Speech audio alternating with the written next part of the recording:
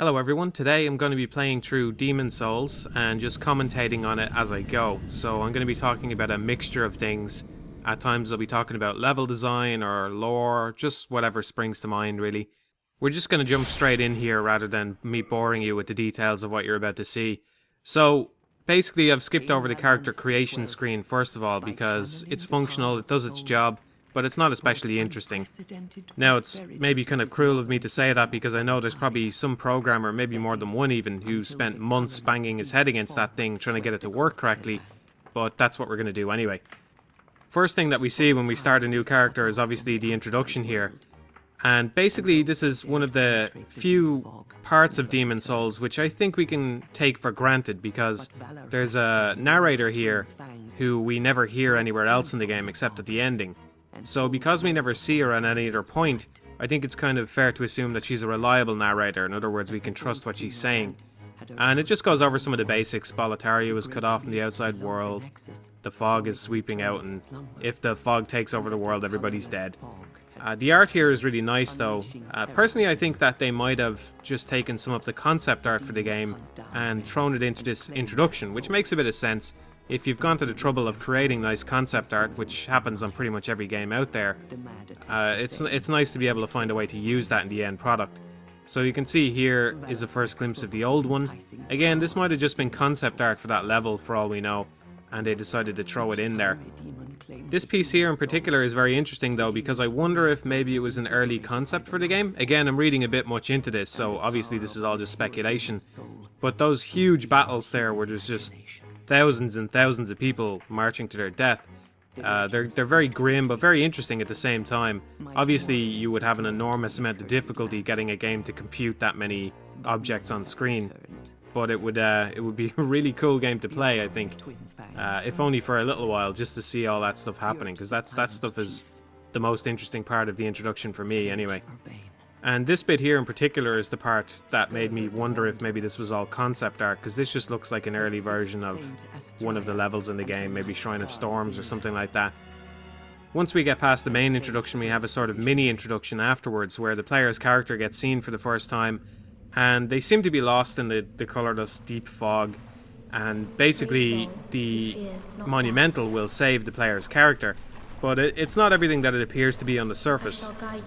By saving the main character here, the monumental actually leads them to their death. So they might have died anyway, but when the player dies in this next sequence, they're going to be trapped in the Nexus. And if the monumental wanted somebody to do its bidding, the easiest way to get it to do that would be to trap them in the Nexus with him and speak to them personally. So the monumental on the surface may not be everything that he seems to be. Once we get into the game, we're into the tutorial level here, the special level. You're only forced to play this on your first character, which is a nice little thing there. You can actually skip it on later characters.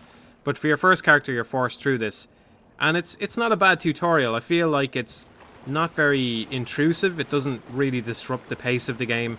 In fact, it's kind of plot crucial because the player character ends up dying. But just the pace of it is very good, and the fact that the player themselves can determine the pace in a lot of ways. So you'll see here, when you get in the messages on the ground, these are actually what I call developer messages, which are messages not left by other players. They're put there by the developers and they're always there. They train you on the basics of the game, but the nice thing about them really is that you can skip them. If you're playing Demon's Souls for the second time and you happen to go through this tutorial, you can just run past all of these and get through the tutorial in about 5 minutes. I'd say Demon's Souls is probably about a 25-hour game, and for a game of that length to have a 5-minute tutorial is not really the end of the world or anything. The tutorial continues on much like this for the remainder of it. It's basically just a bunch of notes scattered around which tell you the basics like parrying, blocking, stuff like that. So it's a nice way of having a tutorial without it really feeling like a tutorial, because it's really like any other level in the game. And I think it's a very clever use of the note system. The note system was probably designed with the multiplayer in mind first of all, and then retroactively applied to the tutorial. So it's a very clever use. Doubling up your usage of something is always a good idea, if possible, you know? So it's a great idea for them to train people not only on the basics of the controls, but they're telling you about the notes as well, because you're practically forced to walk over most of them here, and you learn that they're going to give you very useful information. One thing I want to talk about before we even really get into the game is the stamina meter. So This is one of the unique aspects of Demon Souls, and I think not a lot of people appreciate just how important it is to Demon Souls, the stamina meter. In fact, this is a bit of hyperbole here, but basically I think the stamina meter is Demon Souls in a way. Now, a stamina meter, of course, is not an idea that's brand new, it's not an innovation in and of itself, but just the way it was balanced is really, really good. You can see when I can attack maybe 6 or 7 times before it has to reset, which is a reasonable amount. But then there's the way it plays into your shield usage and your sprinting and all that kind of stuff. When your shield is up, you're going to regenerate stamina at a lower rate.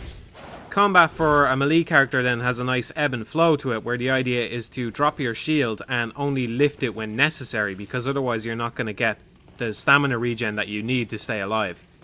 I think it can't really be understated how well balanced this is in a lot of ways, and I really like the idea that almost everything in the game impacts the stamina meter in some way.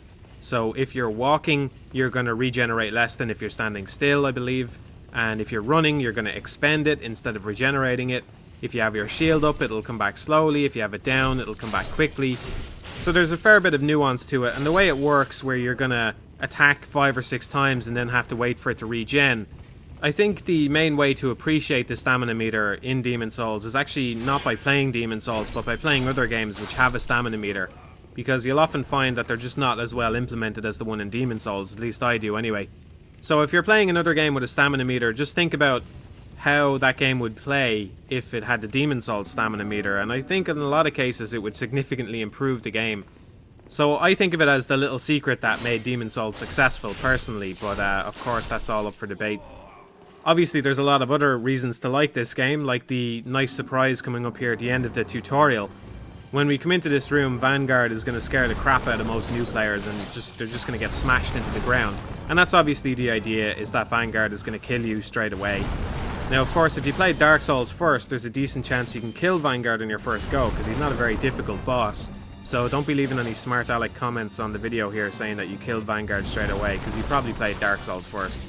Now I know that there's other people out there who probably played Demon Souls first and killed them, but we have to admit that the idea here is that players are going to get annihilated by him. I'm taking him on here, and we'll see eventually that we get a nice secret scene afterwards.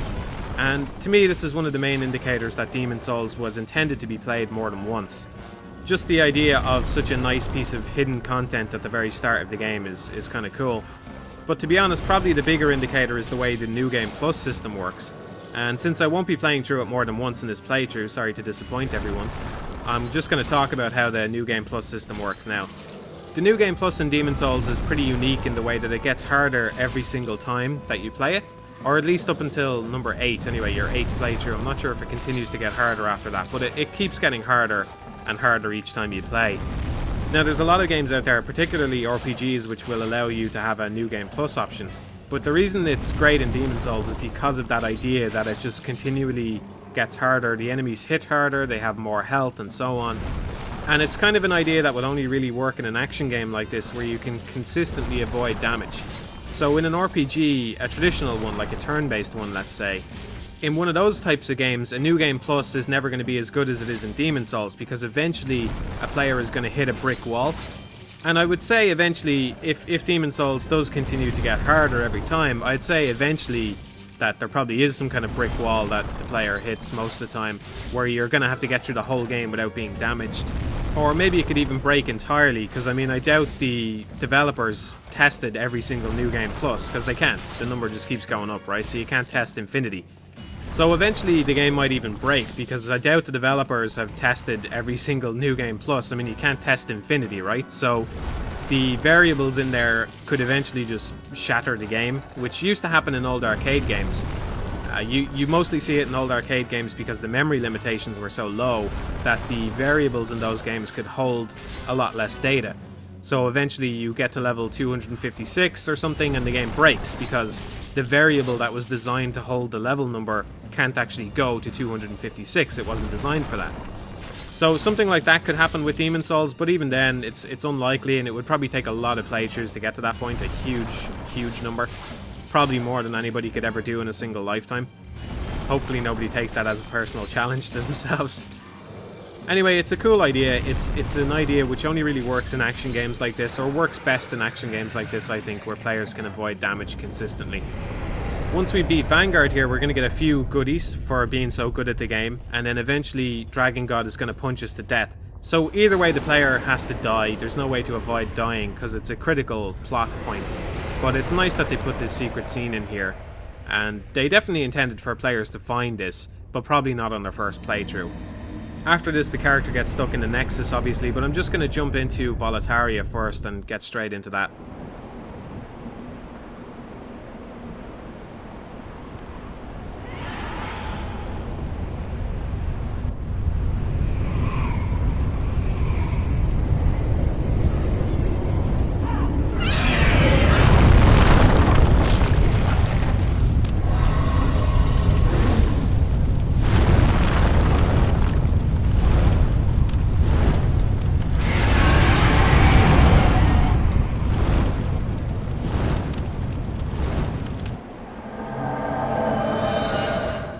So here we are in Boletaria, the first stage of the game, the first proper stage anyway.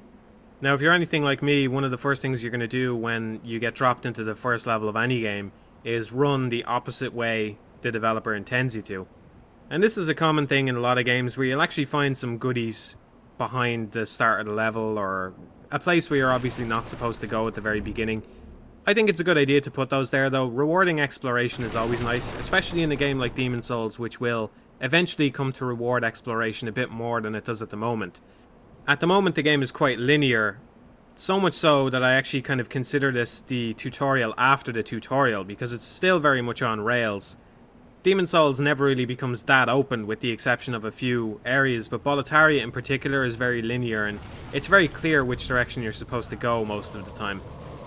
Now, one of the most interesting things about this level compared to the other levels, and one of the reasons why I kind of think of it as a tutorial, is because it has very different rules to the other levels. The game hasn't really started in a sense yet. It hasn't really opened everything up to the player yet. I say that because players have no way to invest their souls. So normally you would invest your souls once you got them in leveling up or upgrading your weapons or something like that. You can upgrade some basic weapons, I believe, but you can't upgrade your level, so you don't really have a way to invest your souls, especially if you're a new player. Once we get past this level, I'd say Demon's Souls is the type of game where you can farm souls and put those souls into your stats, and eventually the game becomes easier and easier. Like I said, I know the weapon upgrades are more important, but for a new player, putting points into your stats is important. And I think the Demon's Souls community kind of underestimates how important the stats are a lot of the time. They underplay it, because obviously the weapons are more important, so everybody should be upgrading those first or whatever. But, you know, upgrading your health is definitely going to help you to get through the game if you're new, upgrading your endurance and stuff like that. Every time we start this level over then, we're starting it with the exact same situation that we had the very first time, which makes it a harder reset than it is for other levels, because on other levels you could still level up. Even sometimes if you die, you can consume souls and level up and stuff like that. But in this level, it's a very hard reset. So in a way, it reinforces the short-term consequences of death, but it also protects us from the long-term consequences of death. And by that I mean, at this point you're stuck in soul form, so you can't lose your body in this level yet. You can't lower the world tendency. If you lose your body, of course you're going to push the world towards pure black, which is going to bring black phantoms. You can't get invaded because you're not in human form. So even though the game is punishing us kind of harshly, it's still protecting us from some of the nastier stuff in the game. So I think this setup turns this level into a gauntlet. You're going to have to get through this level before Demon's Souls really opens up. And in many ways it's the point where players are asked to prove themselves. In fact, I would say there is no bigger difficulty spike in Demon's Souls than this very first level. Personally, I felt that way anyway, and especially because it's actually one of the longer levels in the game. There's a lot of enemies here. You don't really open up a shortcut for quite a while. Now, of course, one of the ways players are expected to prove themselves is by taking on the knights in this level, particularly the Blue Eye and Red Eye Knight that are coming up here. I like the level design here. People say that Demon's Souls is a very, very difficult game, and I'm not sure I would disagree. I'd say it's a fairly difficult game. But with that, there also comes sometimes this implication of unfairness, that the game is just going to destroy you sometimes and that's it. I don't really feel like that's the case. I feel like through good level design, in a lot of ways they have mitigated any kind of difficulty, or any kind of unfairness I should say, with the level design. And there's a good example here with the knights. So when either way, no matter which way you go, you can run into the blue eye knight or the red eye knight first. But either way, you're going to see the knight well before you actually come and fight him. I think the design of the characters here plays a big part as well. Just by looking at these guys, you can tell they're far more intimidating than anything you've fought so far. So you should be mentally preparing yourself to fight these guys before you do it. And if you don't, then you only have yourself to blame. You don't really need any extra techniques that the game hasn't taught you yet or anything. You can still fight them. In fact, you can kill the Red Eye Knight straight from the start. Or if you're like me, you'll just go and try and fight him because you're cocky and get killed. But either way, you can fight these knights and get through them with just your basic skills. You don't really need anything special to do it. You just need to be good at the game. You just need to have a grip on the core mechanics. That's all, really. Obviously, this game has a reputation for its difficulty. I'll talk more about that as it goes on. But one thing I want to say now is Miyazaki, the game's director, has talked a lot about the difficulty in this game. Or I should say he's been asked a lot about it. He hasn't actually said that much about it, but he gets asked about it in practically every interview that he's had. People talk about the difficulty and make a big deal out of it. But basically he just said that the harsh difficulty was never really the goal of the game. It's not the point. You don't play it because it's a difficult game. It's just difficult to give you a sense of accomplishment, that's all. He just wanted players to feel accomplished when they actually did something in the game. Obviously it's going to differ for everybody, and if you haven't been playing games non-stop for the past 20-something years like I have, then you're probably going to have a harder time with Demon's Souls. But I think the difficulty of this game gets really overplayed, so I'm going to make it a point to point out some of the ways that the team went to help players throughout the game, and there is a lot of them. They do help players an awful lot if you're actually paying attention. One of the early items in this game is the Cling Ring, which is placed in a very nice location. It's at the earliest shortcut, and the way the corpse is here in this part of the level is quite good because it's a very narrow corridor, so it practically forces you to walk over it and pick it up. And with good reason, because it's one of the most important items in the game as far as I'm concerned. You can see by my health bar up the top, when I'm in soul form, I've lost half my health because I'm dead. But if I put on the Cling Ring, I get a good portion of that back. So the Cling Ring is kind of an essential item when you're in soul form. Obviously that's up for debate, but I don't think anything else really matches the benefit you get by getting that health back when you're in soul form. I'm not going to talk too much about Dark Souls because this is Demon's Souls we're looking at, but I do want to mention that this is one of the things that Demon's Souls does, as far as I'm concerned, unquestionably better than Dark Souls. I can't see any reason why they wouldn't have done it in a similar fashion in Dark Souls. Basically, when you're in soul form, you're at a huge disadvantage, which isn't really the case when you're in the undead form in Dark Souls. You have a choice, really, when you're in soul form in Demon's Souls. You can either lose 50% of your health, or you can lose a bit less of your health and a ring slot. Now, obviously, I think one of those is better than the other, because whenever I'm in soul form, I usually put on the Cling Ring, as long as I remember to. But neither one of those is good. It's important to distinguish that neither one of those is the ideal scenario.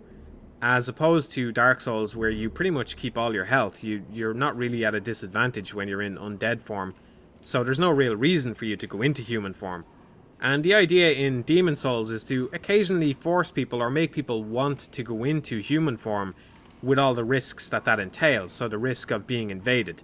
Basically, it encourages more use of the online community, I think. It gives more people to invade, which is a good thing. I mean, it may not feel like a good thing when you're getting invaded and getting destroyed sometimes, but I think overall it is a good thing, and it's one of the unique things about the game, so it's nice to experience it. Unquestionably, the decision to do this has forced at least some people who would never have gone into human form to get that health benefit and to get the ability to summon people. So yeah, you could say the Cling Ring is kind of overpowered because its benefit is so good compared to the other rings in the game, or at least I would say that kind of.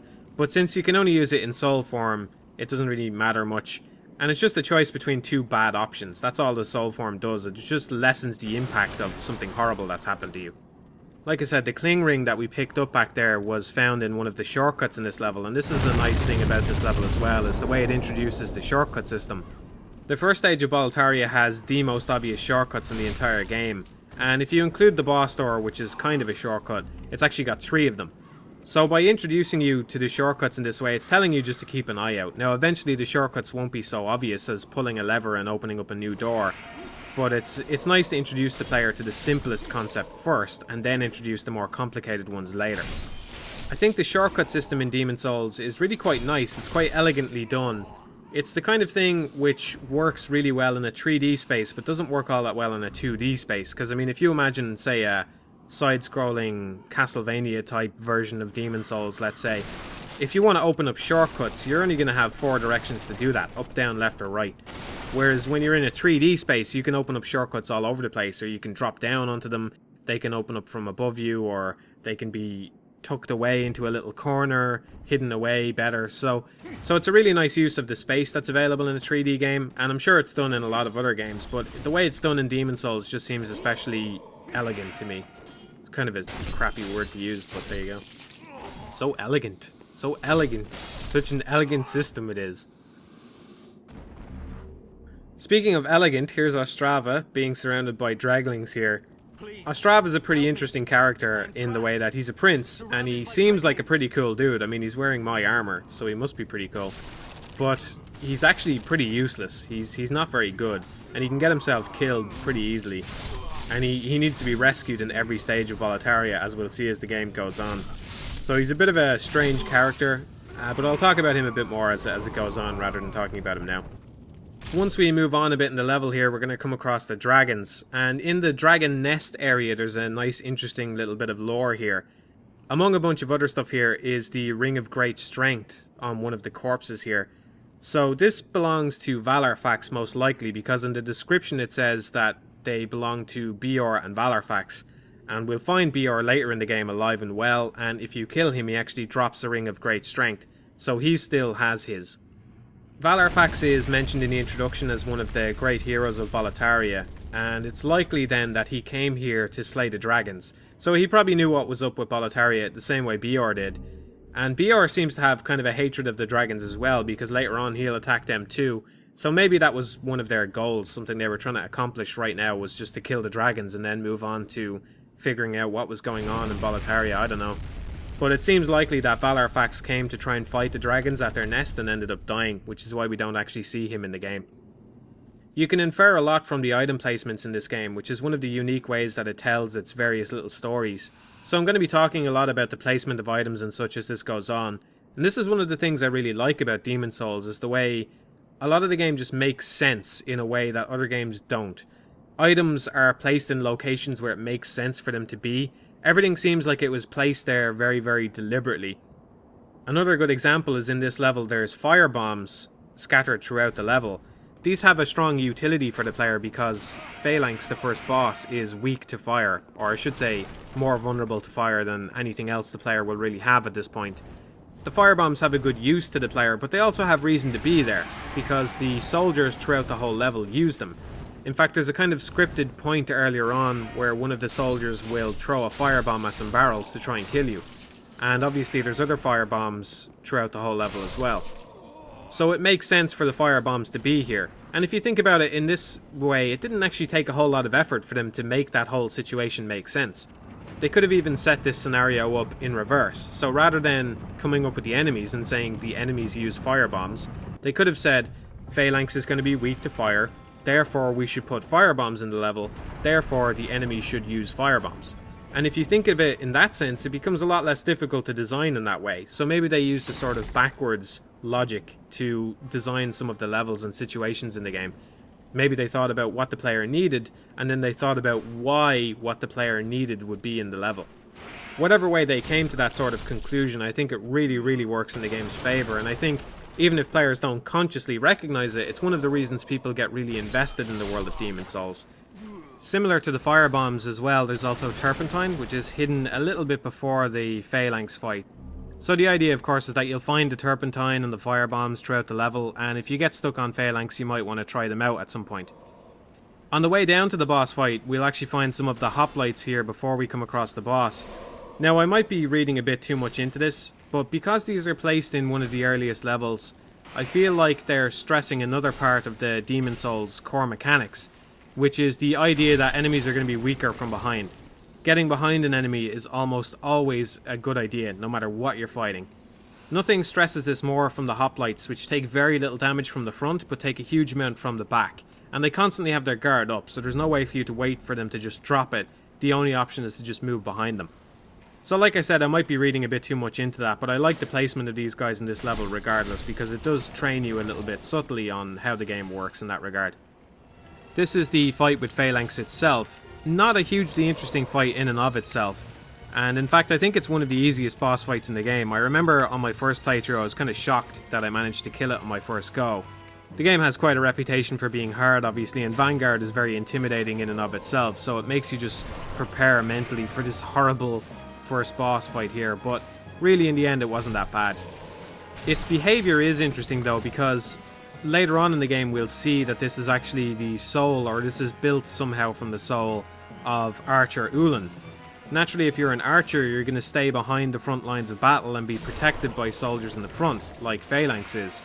And Phalanx itself is actually defenseless once you defeat all the hoplites. So we'll see here in this footage, once I defeat the hoplites, it actually just runs away into a corner and it stays there. It can't do anything to defend itself once you kill off all the hoplites. And that concludes the first stage of Boletaria, but before I move on, I'm going to talk about another thing that's in this level, although it doesn't actually get seen until far later in the game. I'm just going to talk about it now while I'm in this level.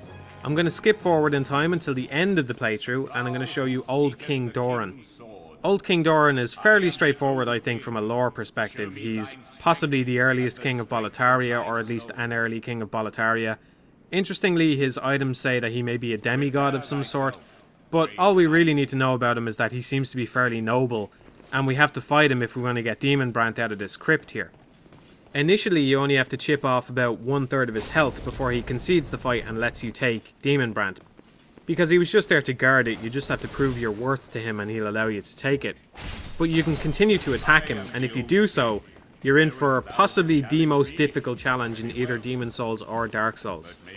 Now, I'm a bit biased when I say that because I tend to play melee characters. There are other ways that you can kill him. For example, you can use Death Cloud on him and that will chip away his health very slowly, and you can just stand there and let that kill him. He won't actually attack you while he dies from it. I tend to just go through these games with swords and spears and never use any kind of magic or ranged weapons of any sort or anything like that. And I've managed to kill everything in Demon Souls and Dark Souls using just melee weapons, but I've never managed to kill Old King Doran that way. He's just that tough.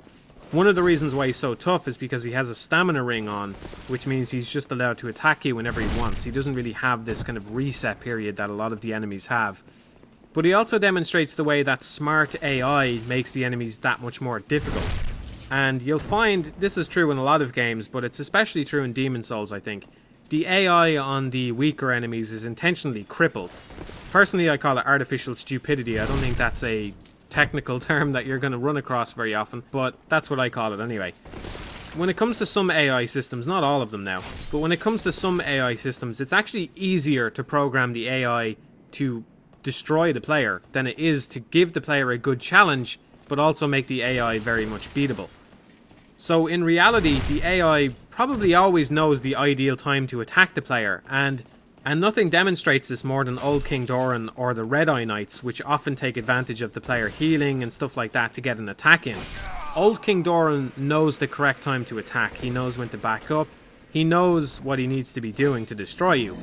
The other enemies in the game don't know the best move to make all the time, so it's likely that they actually do figure out the best move, but there's a certain amount of fuzzy logic in there which makes them make suboptimal decisions a lot of the time, which makes them a lot easier than something like the Red Eye Knights.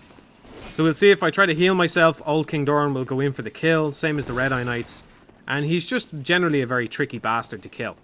He's got a huge amount of health as well, and he's got a lot of resistance, so he's very, very tough to take down. And unfortunately, I won't be able to show you killing him because I didn't actually manage to do it. So, yeah, he's a very, very tough dude. But if you kill him, you get the stamina ring, which regenerates your stamina very, very quickly. So it's a very, very valuable item. You can theoretically come in and kill Old King Doran from the very start of the game, because if you kill Astraea, you'll get the key that you need to open up this door. So if you're absolutely nuts, you can go and kill Old King Doran at Soul Level 1 if you're up to it. Now, with all that said, I'm going to move on from the first stage of Boletaria, but we're actually just going to revisit Boletaria and do the second stage straight away here. Now, the second stage of Boletaria is even more linear than the first, and there's not really a huge amount can be said about it, but it's a good opportunity to talk about the dragons. Personally, I feel like the dragons in Demon Souls are extremely underwhelming. Visually, they look fairly nice. They're about as good as any other dragon you're ever going to see, but the way they behave is just really stupid and kind of immersion breaking a lot of the time. For example here, after we run across the bridge where the dragon breathes fire, which in itself is a pretty interesting scenario. It's interesting at this very first moment, here it makes sense. Once we get past this first section where the dragon breathes fire, I think that's where the cracks show most clearly on the dragons. When we get up to this tower here, you'll see the dragon just makes the same move over and over and over again. It doesn't really behave the way a dragon would. It behaves just like an obstacle for the player to get past, which obviously it's a computer game. It should behave like an obstacle to some degree, but in this case it's just immersion breaking for me personally, because the dragon can see me there. It knows I'm at the top of the tower, but it doesn't kill me for some reason, just because it's programmed not to kill me at the top of the tower. Even if you think about it at a basic level, if the dragon is trying to stop you from getting somewhere, there's no reason it should attack the bridge from that side. It should come from the other side and move forward. It's only because it breathes fire in the same direction that you're running that you can actually get through, so even that doesn't make any sense. There's not really any good way to fight them either. The only way is to just fire arrows at them over and over and over again here, or again you can cast Death Cloud and that will kill him very easily. But neither one of those is very satisfying. I don't think they did the dragons particularly well in this game, which is a shame. Ultimately kind of understandable though, because I don't think any game out there has really done dragons all that well. It's not really a thing that's been done great. I think they started to nail it a little bit with the expansion to Dark Souls. The Calamite fight was very, very good. But otherwise the dragons have been very underwhelming in practically any game I've ever played. They're a great idea, I've just never seen them translate into gameplay all that well. This entire level is basically built on this gimmick of avoiding the dragon, so it's really not that interesting. It's very linear. I'm not going to talk too much about it. One thing I do want to talk about while I'm underneath the bridge here though is the note system. First of all, I want to say the note system itself is great, particularly the restricted way that people can communicate with each other. If it wasn't like that, then most of the notes would just be garbage saying you're a faggot or, you know, just really stupid crap like that that would take you out of the game. Because it's restricted, most of the time the notes match the tone of the game. Now, of course, you do get the occasional sticky white stuff around the place, but, you know, by and large, the notes fit in with the tone of the game, which is very good. That said, I can't help but feel that the designers use the note system sometimes like a bit of a crutch.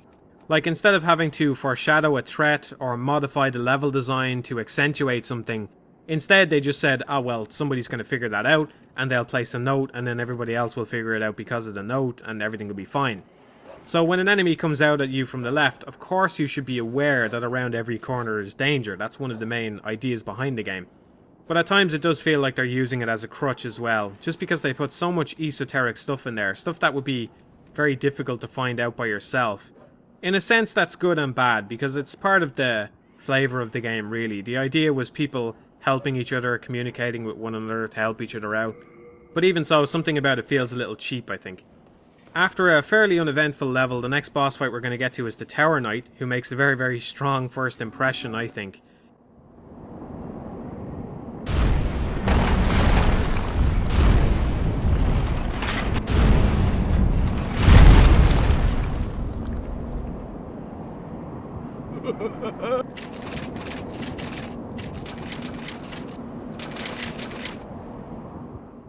When you see Vanguard earlier on, you're not expected to kill him, but when you see the Tower Knight, he's incredibly imposing, and then it turns out that the game actually expects you to kill him there and then. That's a great moment, I think, and it's one of the boss fight introductions that made the strongest impression on me, just because of its sheer lunacy of the size of the thing. I'd say that was the moment where Demon Souls really grabbed me, was with the Tower Knight fight. I want to make a sticky white stuff. That's the point where I really became invested in Demon Souls, was the idea that it threw this incredibly imposing boss at you and expected you to kill it. The first time a new player sees Tower Knight, of course, is going to be a very scary moment, but once you're experienced with the game, he's actually not that difficult, and the same is true for a lot of the other bosses. I think that's one of the things that makes Demon Souls so satisfying to replay, is once you've beaten the game, you get this mastery over it, and you can go back, and now you're the one in control of everything rather than vice versa. The next area demonstrates that quite well, actually. It's the Shrine of Storms. On the first playthrough, I'd say this is one of the most intimidating levels to come into, because the skeletons are just relentless in the way that they attack the player, so they're very difficult to deal with for somebody who hasn't got a good grip on the core mechanics. But once you've beaten the game once, it's one of the best places to go early on for a couple of reasons. particularly for a melee character, because you'll get one of the better early weapons in the game here, the Crescent Falchion, which is something I'm going to be picking up soon. But another reason for any character is the amount of souls that you get here is vastly higher than anywhere else in the game. So it's a high risk, high reward area, I think. It's not somewhere you're going to want to go if you've just started playing the game, but once you've started playing, it's probably your first port of call. Personally, I have to say this is my favourite area of the game, visually I mean, and just atmospherically and all that kind of stuff. There's something about it I really like. I like the gloomy atmosphere about it, and this is the first place I think of when I think of Demon Souls personally. I don't even think of Boletaria. There's something very picturesque about it that I like. It's probably got to do with the flags blowing in the breeze and stuff like that, but aesthetically I just think it's one of the most pleasing levels in the game to look at. This area also demonstrates how the online nature can affect the game, or at least give it a bit more personality, because the entrance to this level has become a hotspot for duels. Once you beat the game, you get a stone which allows you to have a duel with other players. And this is the most common area that people go to have those duels. Part of the reason I think why that is just because once you come into it, it's got a very open space, so you don't have to run anywhere else. It's a fairly open space for you to just teleport into and have your duel. But I'd also like to believe it's because of that aesthetic quality that this level has. There's something about it that just feels very something. There's something about it that just feels very something. There's something about it that just feels very something. Can you tell this video isn't scripted, by the way? Obviously, Demon Souls has a lot of medieval Europe influence in it, and I think that's one of the reasons why this level stands out to me as the first area that I think of when I think of Demon Souls, because it's got the clearest medieval Europe vibe to it. This level has the most traps of any level in Demon Souls, and again I want to talk about how Demon Souls is surprisingly fair a lot of the time when it comes to stuff. When you first come into this level, the first trap that you are by far the most likely to come across is this one here in this little narrow corridor. The trap plate on the ground stands out quite a lot in the corridor because it's isolated in the middle of the corridor, very easy to see. But beyond that, it's also more fair than the other traps because it comes at you from the front. So once you step on the trap, you still have time to react even if you don't realize what's happened. Or if you're an idiot, absolute idiot like me, you'll turn around the wrong way and have this happen to you. I thought I was being clever here. I thought that maybe the trap comes from the other way, but I was completely wrong and I got destroyed by it. That's my own fault. So it comes at you from the front. So if you're just running along through this corridor, you'll have ample time to raise your shield. Even if you do happen to die to this trap, it's still placed fairly early in the level. You're just going to have to get through a few enemies to get back to it, so it's really not a disaster if you end up dying to it. Now obviously I've played the game before, even though it may not look like it sometimes. So one of my first objectives in this level is to get the Crescent Falchion, because it's a very powerful melee weapon to have early on. In order to do that, you need to come up against one of the Red Eye skeletons. Again, you're given a bit of space to see the skeleton before you have to engage him, but it's also worth noting the very simple way it conforms with what we've already learned in Boletaria, which is blue is good, but red is better. So the basic enemies in this level are going to have blue eyes, but eventually we see this red eye one and we know that he's going to be a tougher one. Shrine of Storms in general is one of the smallest areas in the game, but it's also one of the most densely packed. There's a lot of stuff going in and out and over each other, and there's some secret tunnels in this level as well, like we'll see here. It's kind of nuts to put a wall here which just happens to be an illusion. But there is a couple of ways in here, so you can still find it even if you don't find one of the entrances. One of the things I dislike about this game is the way that the attack animations work when you're in a very enclosed space. I can understand what they were going for, you know, sometimes you're going to hit your sword off a wall if you're in an enclosed space. It makes sense, it's realistic. But what's frustrating about it is the way the enemies don't seem restricted by their space at all. So you're dealing with enemies that are breaking the realism, while you're simultaneously being constrained by it, and that can be a little frustrating. There's also quite a lot of really enclosed spaces like this in the game where the camera will sometimes have a little bit of trouble. It's sometimes just a very, very tight space. I do admire in a sense the approach to the realism that the game has, but I feel like they may have gone overboard with the way the animations work in tunnels. If we get through here, we can unlock one of the vendors in the game, Grave Robber Blige, who, despite his name, is actually one of the nicer people in the entirety of Demon Souls, actually. He never does anything to wrong the player, and he provides useful information, like he warns the player about patches and stuff like that. He's also a very useful vendor to have because of the way he sells grass. Grass is nice to be able to get in large quantities just by buying it with souls, so he's very useful in that regard. One of the items that can be found in this level is the Grave Robber's Ring, which again makes sense that this would be here. Naturally, the Shrine of Storms has probably been pillaged many times over by many different Grave Robbers throughout the years, so it makes sense for there to be a Grave Robber's Ring here. And the Grave Robber's Ring itself makes sense as well. Naturally, if you're robbing a grave, there's a chance you're going to annoy the spirits of the grave that you're defiling, and the Grave Robber's Ring makes it more difficult for black phantoms to detect the player. So you can imagine that the grave robbers who used to wear these rings wore them to avoid the phantoms of the people that they were stealing from. Another semi-vendor NPC thing in this level is Sparkly the Crow. Sparkly the Crow is maybe the epitome of Demon Souls' esoteric, unexplained systems, which are just dropped in and you're left to figure out by yourself. Now obviously you're not going to get the most out of Sparkly unless you look up a guide or you talk to a lot of people about the game, because there's a lot of different items you could trade with her for various results. I don't mind Sparkly herself, but I really dislike the way it works. The fastest way to get an item off Sparkly is to quit out of your game and then reload it, which is a really stupid thing for players to have to do. I get the feeling that they actually did it this way just so they wouldn't have to animate Sparkly doing anything. I don't know how true that is, but it seems like that was the case. They just didn't know how to make Sparkly trade with the player in that sense, so they just made you reload the game and it was there. The idea, of course, is not that you'll reload the game, but that you'll leave the level and come back, which takes even longer. It takes a very long time. It also shows another one of those flaws with Demon Souls, which is the load times, which are pretty excessive. They don't bother me as much as they probably would in a lot of other games, to be honest. But they are quite long, longer than they need to be anyway. By the time Dark Souls came out, the team had built in streaming content into the engine, because naturally Dark Souls can load levels on the fly. You can just walk from one end of the world to the other without a load screen, which is great. It seems like anytime Demon Souls has to load new assets, it goes into a loading screen, rather than just loading them off the disc or anything like that. Which means the levels are loaded in one giant chunk, most likely, which is quite excessive and probably the reason why the load times are so long. Since you can walk from one end of any level in Demon Souls to the other without a loading screen, I think it's safe to assume that that's what's happening, but I'm not entirely sure, I can't be positive. It's a shame that they didn't have better loading technology, but what can you do? The intended way through this level is along the cliffs, which brings you up against some of the gold skeletons, which are pretty tough. That's not really something you're going to want to do without the Thieves' Ring though, because the storm beasts here will be firing at you the whole time, and eventually you'll see here that it's horrible to deal with. It eventually results in me being killed. So I venture back to Boletaria where you can get the Thieves' Ring, and I just wanted to show this as well. Instead of coming through to Astraea like I did initially, there's a place where you can hop over the wall and you'll get the Thieves' Ring. And this is what I was talking about earlier when I mentioned that sometimes the developers use the notes as a crutch.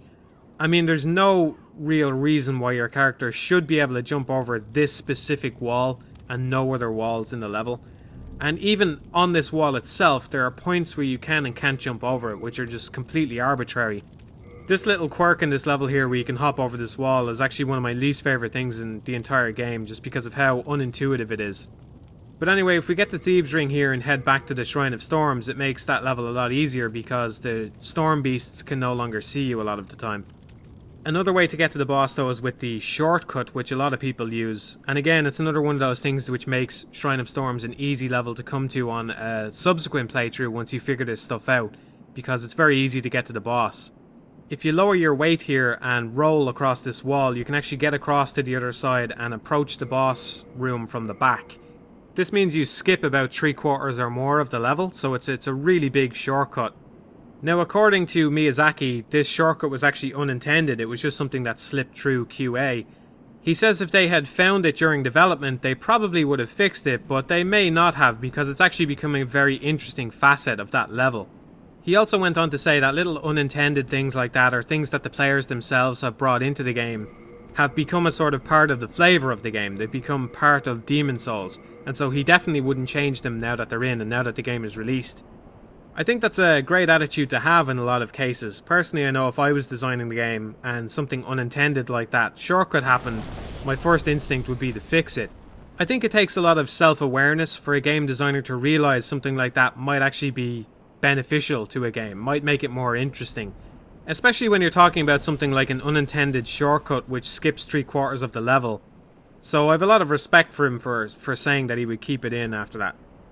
Like I said, this shortcut takes us to the Adjudicator pretty quickly, which mechanically isn't all that interesting as a boss fight, but from a lore perspective it is quite interesting. First thing I want to draw attention to is the way that the flesh is cut away from its mouth. I'll come back to that later on, but I just wanted to point it out here while I'm on it. The fight itself is very much like the Tower Knight though, where you just attack away at a weakness, and then eventually you hit the bird on top. Except if you're a magic user, you can go straight for the bird, because you can shoot down from on top of him. Now, he does have ways to deal with that with his tongue, but there is a couple of different ways to approach him. One thing I really like about the lore behind the Adjudicator is the way the bird on top is probably the real Adjudicator, and the blob below it is just some kind of guardian or protector of the bird. One thing I do want to talk about here though is the way the animations work in Demon's Souls, specifically with regards to the bosses and the enemies. One thing you'll notice, and it shines through most clearly here on the Adjudicator and Vanguard earlier if you go back and watch the Vanguard fight and how I beat him, was I stayed underneath the weapon arm, because the weapon animations will eventually go over your head once they start, and you'll be safe. The Adjudicator is a pretty difficult boss, especially for a melee character early on. Like I said, it's very much like the Tower Knight, but you're in a very, very enclosed space, so it's a lot more claustrophobic and a lot more difficult. But once you figure out that you can stay underneath his arm, it's really not that difficult at all. In a lot of games, when an enemy or a boss attacks you, the attack animation will lock onto the player in order to practically guarantee a hit unless the player does the thing that they're supposed to do, like block or roll out of the way or whatever it is. The enemies in Demon's Souls thankfully don't use that though. They don't necessarily lock their animations onto the player, so they're not going to spin around and suddenly hit the player in a way that it doesn't look like they were supposed to. Personally, I really appreciate that approach, even if sometimes it makes the bosses like Adjudicator very easy once you work them out. I feel like it's very cheap a lot of the time in games when an enemy locks on in a way that they shouldn't be able to, and you'll find that this doesn't really happen in Demon's Souls. In fact, I think the only case of it is sometimes when enemies jump at the player, they will lock onto the player's current position and track them, but even then it's not that bad. So yeah, you can see the Adjudicator here doesn't put up much of a fight because I know to stay underneath his weapon arm, but I think that's a lot better than the alternative personally. With the Adjudicator dead, the next place I'm going to move on to is the Tower of Latria. Latria feels like a very unique area because the atmosphere here in particular is very, very thick. And it's the closest the game ever comes to an outright horror vibe. There is something vaguely disturbing about the whole level. I think the key to any good horror experience is the sound design. And Latria probably has more care put into the sound design than any other level in Demon's Souls. Now, there's not a huge amount of sound in Demon's Souls in general. In particular, there's no backing music for most of the levels. Basically, there's as little non-diegetic audio as possible. And for anyone unfamiliar with that term, if something is non-diegetic, it means that it doesn't exist in the game world. So in other words, when you're using the menu and you hear a beep noise, the character doesn't hear that noise, it's just there for our own benefit. So we say that that's non-diegetic, it doesn't exist in the game world. Whereas if something is diegetic, it means it's within the game world, it's something that the character could hear, is the easiest way to think about it. By and large, Demon's Souls doesn't have much non-diegetic audio, and that's a good way to keep players in the atmosphere, immersed in the environment, if you have as little stuff interfering with that immersion as possible. They do make a concession during the boss fights, most notably though, where there's music playing during the background of every one of the fights. Latria, however, is unique in the way that they've worked some diegetic music into the level. So as we move into the level a bit more, we'll hear some operatic singing from the former royal's wife, who is one of the vendors in the level. That's one of the sounds which reverberates through the environment here. We're not really sure where it's coming from, but it lends an eerie atmosphere to the game, and it's the only time we really hear any music outside of the boss fights. There's also plenty of other sound effects here which play long before we get to see what makes them. Lord Ridiel is another one. He's grunting away in his cell a lot of the time. It's kind of disturbing to hear this stuff when we're not sure where it's coming from. The Mind Flayers also have a bit of audio built into them which we hear a lot of the time before we see them. They're bells. You can hear their bells from quite far away, and again that lends a bit of eeriness to the environment. So I would say, even though there's not a huge amount of audio going on in this level, or any level really in Demon's Souls, it is one of the levels which has the most care put into the audio. And I think as well it's particularly notable that there's not much ambient noise. In levels like Stonefang or Shrine of Storms, you're going to hear the sound of machinery or the wind. But in Latria, it's largely just dead silence, apart from those other noises which break the silence. Miyazaki had something interesting to say about Latria and also the swamp, which we haven't seen yet, but I'll talk about that. He basically said that Latria embodies man-made evil, whereas the swamp embodies natural evil. So these are the two levels of Demon Souls which are consciously designed to appear evil on some level, and Latria is the one which is man-made evil. I think that's one of the most disturbing things about Latria, is not the condition that it's in at the moment, but the fact that it even existed in the first place, because it's likely this prison had to be built before everything went bad with all the demons. In other words, humans built the prison, and people were likely tortured here before everything even really went all that bad. I think even if people aren't thinking about the backstory of Latria consciously, it's one of the things that we're kind of subconsciously aware of, that Latria was built by people, and that it was a horrible place long before Demon Souls begins. The mind flayers themselves are obviously a huge part of the horror in this level. They're a very horrifying enemy type, and they're ripped pretty much directly from Dungeons and Dragons. They're more or less unchanged in Demon Souls compared to the way they're described in Dungeons and Dragons. The style of this game itself was greatly influenced by other Western stuff, such as the Fighting Fantasy series of role-playing books, which Miyazaki said he was a big fan of. So he clearly took a lot of inspiration from those influences and incorporated it into Demon Souls. I quite like the structure of this level overall, especially early on, the first playthrough. It can feel quite maze-like because it's just so dense and full of cells. A lot of them go nowhere and you have to just try and find the correct path through the place. One of the things I dislike about this level though are the Iron Maidens, because there's no way to know before you open one whether it's going to have a trap or something good inside of it. This is one of the things that they rectified with Dark Souls, where the chests in that game, you could actually tell before you opened one, if you were paying attention, which one was fake and which one was real. But you can't do that with the Iron Maidens here, so it feels a little cheap. As I've said, most of the time I consider Demon Souls to be a very fair game, but I think the Iron Maidens are an exception to that. It's quite cheap to have an enemy just randomly pop out of one. Especially when you think about some of the emphasis on realism in these games, when there's really no reason why an enemy should be alive inside an Iron Maiden that's filled with spikes to begin with. He should be long since dead. Before I go any further into this level, I have to tell you a story. And that story is about a young man, a very handsome young man. What are you laughing at? I'm going to leave that in now. And basically this young man made a Demon Souls playthrough a long time ago where he got a bit drunk during it, and he was supposed to put it up on his channel, but he never did because he couldn't record the end of it. The young man is me, by the way, in case you're an idiot. So I recorded a Demon Souls playthrough a while back, and it was fairly uneventful. I mean, it was okay. But the fun thing about it was I was drinking all night, and I did the whole thing, most of the whole thing in one night. And I have a little highlight from it here that I'd like to show you. So rather than me talking about the next thing, I'm just going to show a clip from my playthrough of Demon Souls that I did a long time ago. This thing. I feel kind of like doing it. I feel kind of like trying it. Trying my luck. Alright, the cutscene hasn't triggered yet. Alright, here we go.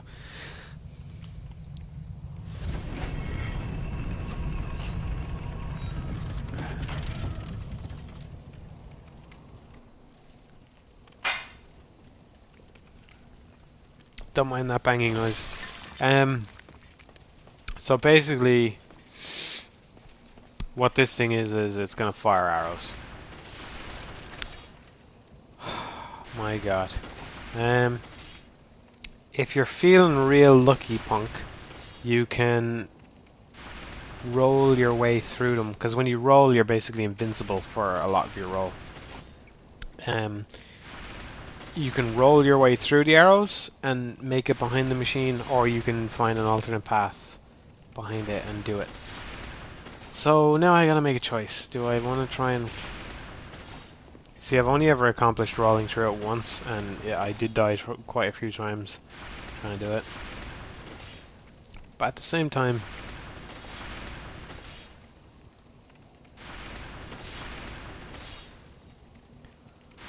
kinda want to do it.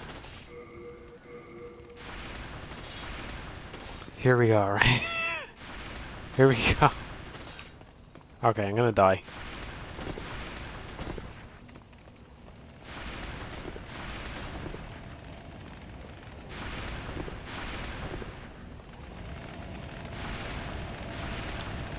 I can't believe I just did that. I can't believe I made it through it.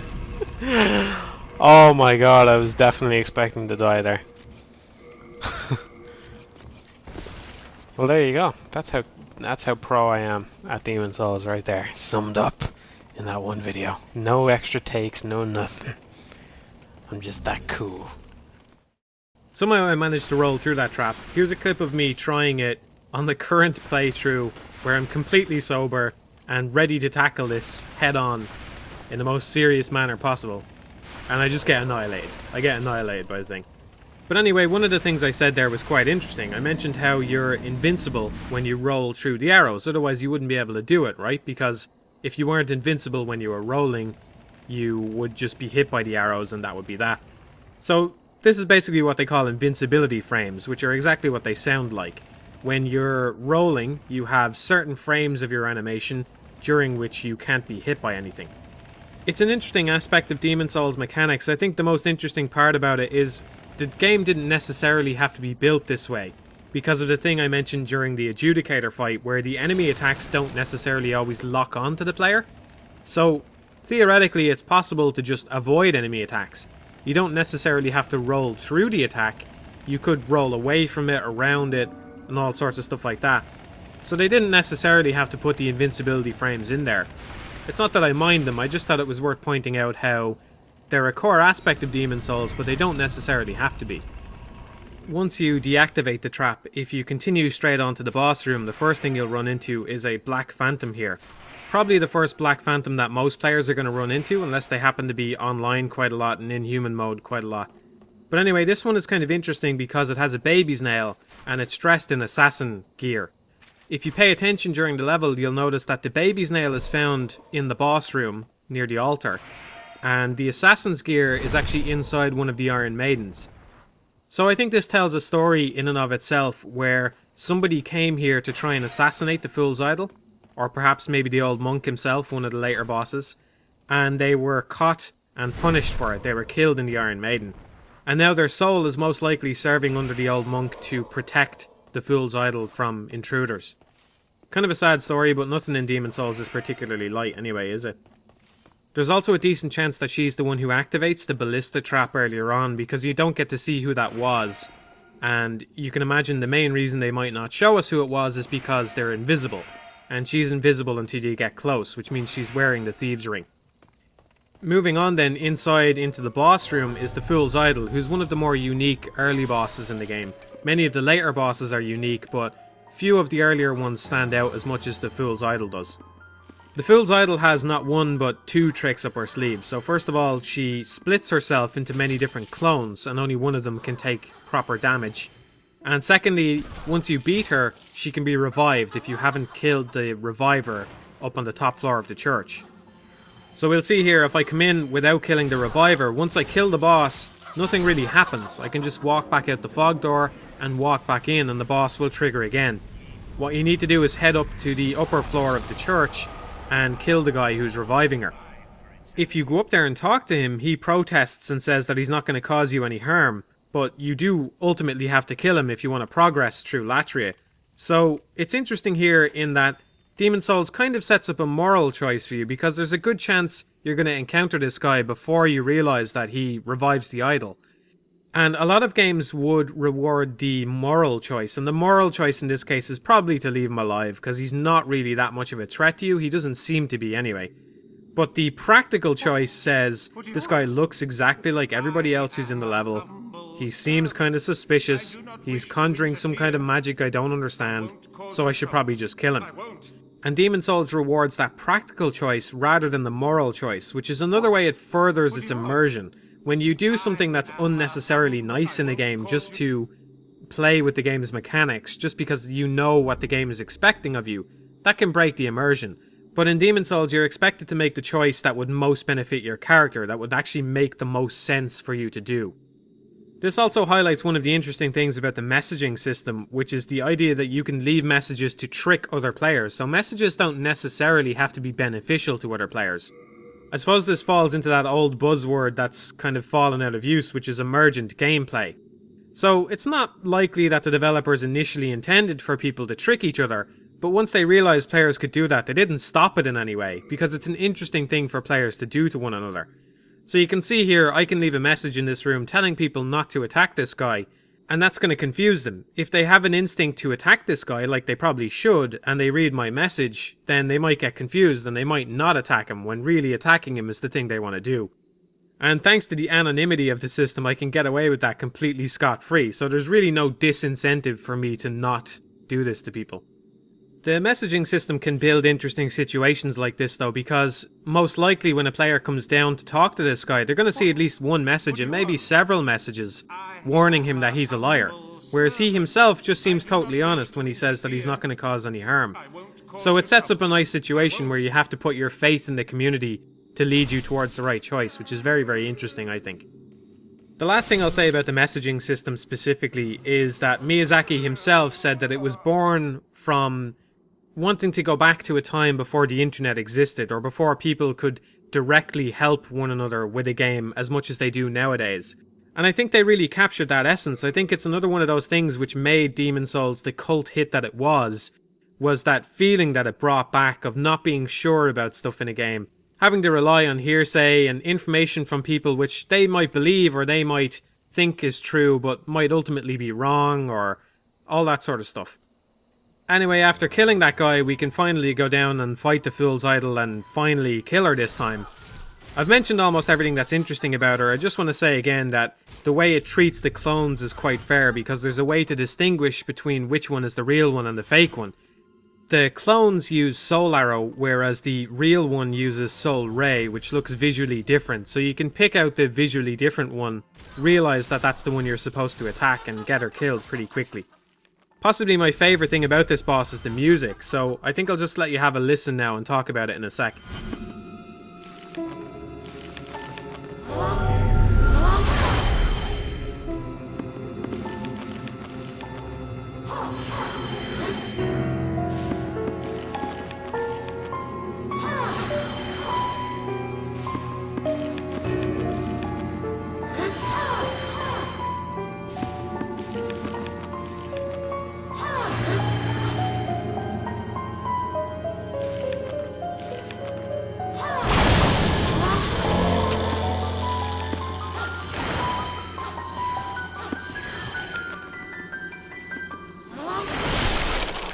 The music on this boss really reflects the boss fight itself, because the tempo on it doubles every once in a while, which is very much like what the Fool's Idol does herself. She doubles herself. I think particularly because it stands out even from the other boss fight music in the game that it was a very conscious decision to make this track mirror the nature of the boss herself, which is a really cool little feature. Once we beat the boss here, we get treated to a little cutscene where we're brought up by these gargoyles up until the next stage of Latria. This is what the people would worship the Fool's Idol for. Obviously the Fool's Idol is a fake image of the previous Queen of Latria, which is why she looks very puppet-like as well. It's even in her visual design. But basically if they worshipped hard enough, they got brought up to the higher levels of Latria where they could serve the old monk. It's a nice twisted representation of that whole idea of angels coming down and picking you up and taking you off to heaven.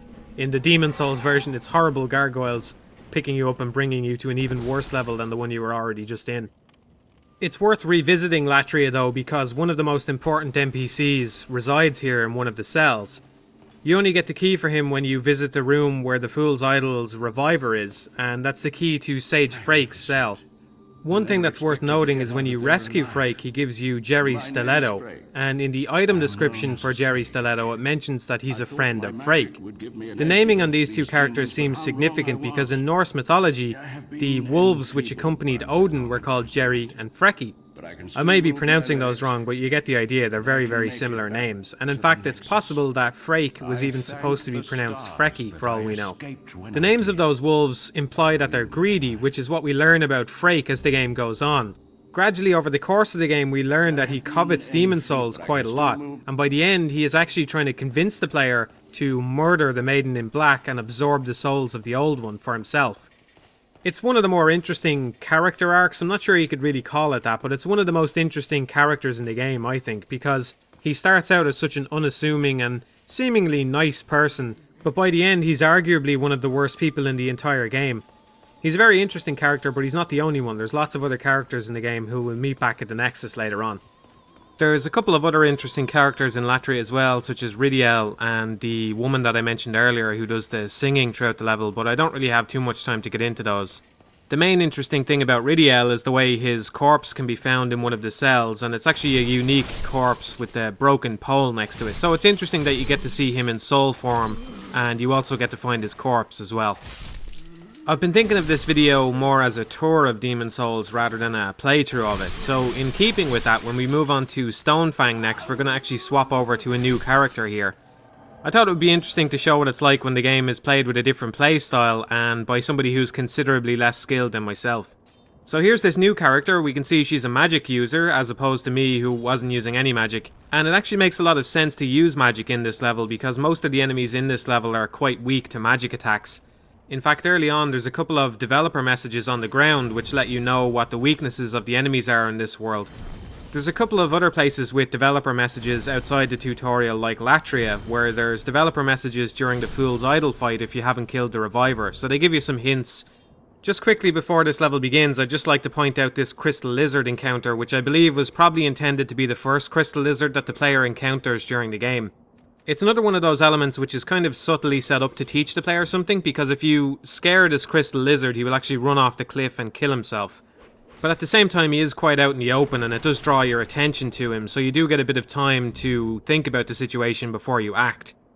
Now, it's unlikely you're going to know what to do with a Crystal Lizard the first time you see them, but at least this one is a nice training exercise for you. I'm going to skip ahead just a little bit here and we'll see up in a semi-secret area near the start of this level where you can go up on a lift. There's a crushing battle axe which is quite interesting. One of the nice little touches of the level design is each of the first sections of each world has a unique weapon in it which is linked with that world in some way. So for example in Stonefang you have the crushing battle axe, and I think there might be a couple of other unique weapons in this first stage because Stonefang is the place for upgrading weapons, so it makes sense you would find the most of them there. But in the first stage of Latria there's the Mercury Rapier, in the first stage of the Shrine of Storms there's the Crescent Falchion, and the first stage of the Swamp has the Blessed Mace.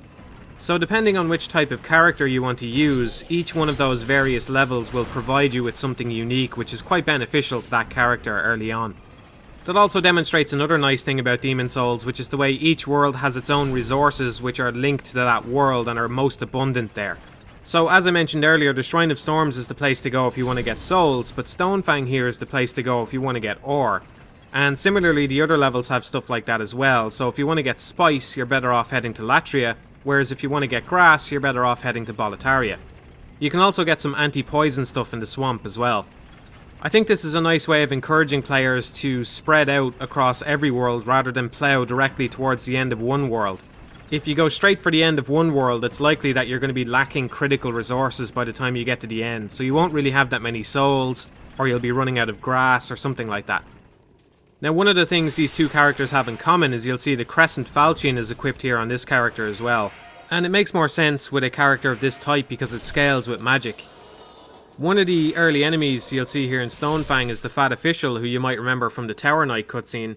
It's kind of noteworthy that the Fat Officials are the only enemy type repeated in any world. So it kind of links Boletaria and Stonefang together. In fact, it's implied that Stonefang provides the arms to Boletaria, so they're probably not very far apart.